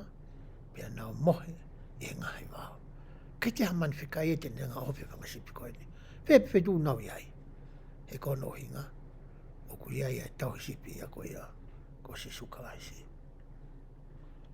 Pea te ngahui aki nau tolu pea mga ngahi poto o tuu tatakai i hoko moonga ko e monu ia anga. Pea te whakatoa hifo ai uha i hano aha totonu. E iai ai uha lolo o e tāpuaki. Pea tupu me a kau o e ngoe a hono fua. Pea tuku mai e kere a hono tupu. Pea te nau malu pe i ho nau whanua. Mo nau ilo kau ko si hova. O kau ka motuhi ai no o ho nau hamonga. Mo whamoia ki nau tolu me nima o nau tolu nei whakamolohia a ki nau tolu.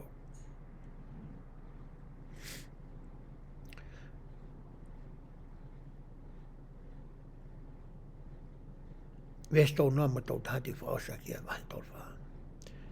E pehe e nau ilo ko au ko si hova ko nau o tua. O kuou ia te ki nau tolu.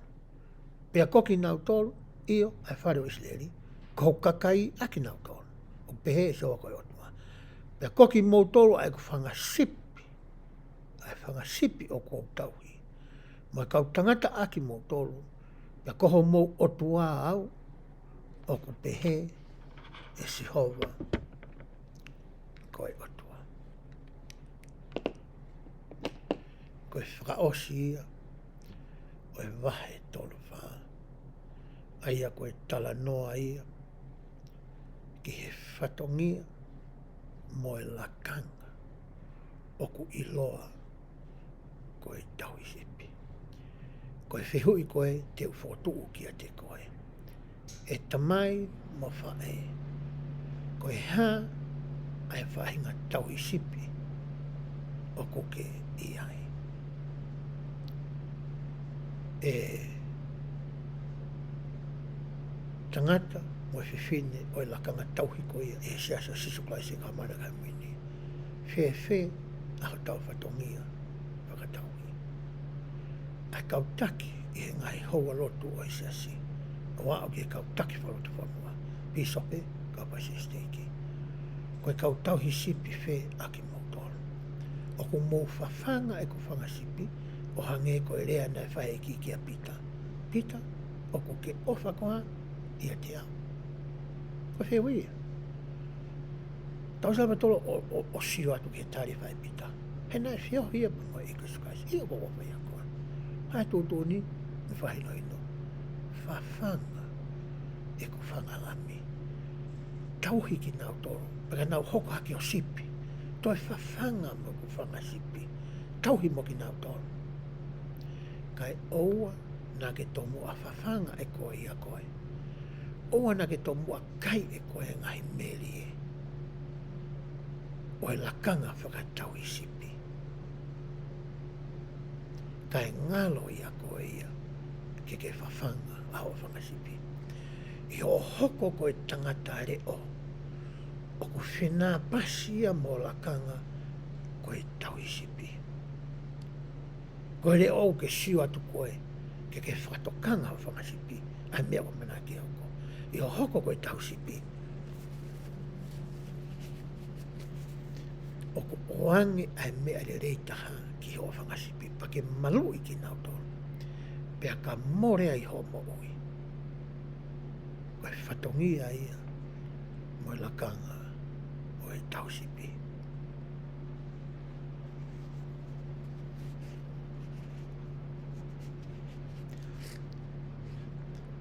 I toenga koe ngahi vesi wahi ki he kai ki utoe la vea o ki ai. Ko pēte tau whiunga koe taimi. I wahi ki he utala noa ki hono toe tānaki mai whangasipi koe a ISIKELI. Pea mohono langa koe a e temi pāre. Ai ana e mamata ki ai a ISIKELI. E ahoni koe ngahi temi pāre e kua whotu umalanga. Pea koe ngahi tāpua ki mo e ngahi vai. O kuta mako. E tanu uta alua i ke whare koe ia. O koe ai he ngahi le lei. Whakafoi tui tui. Whakawhamere.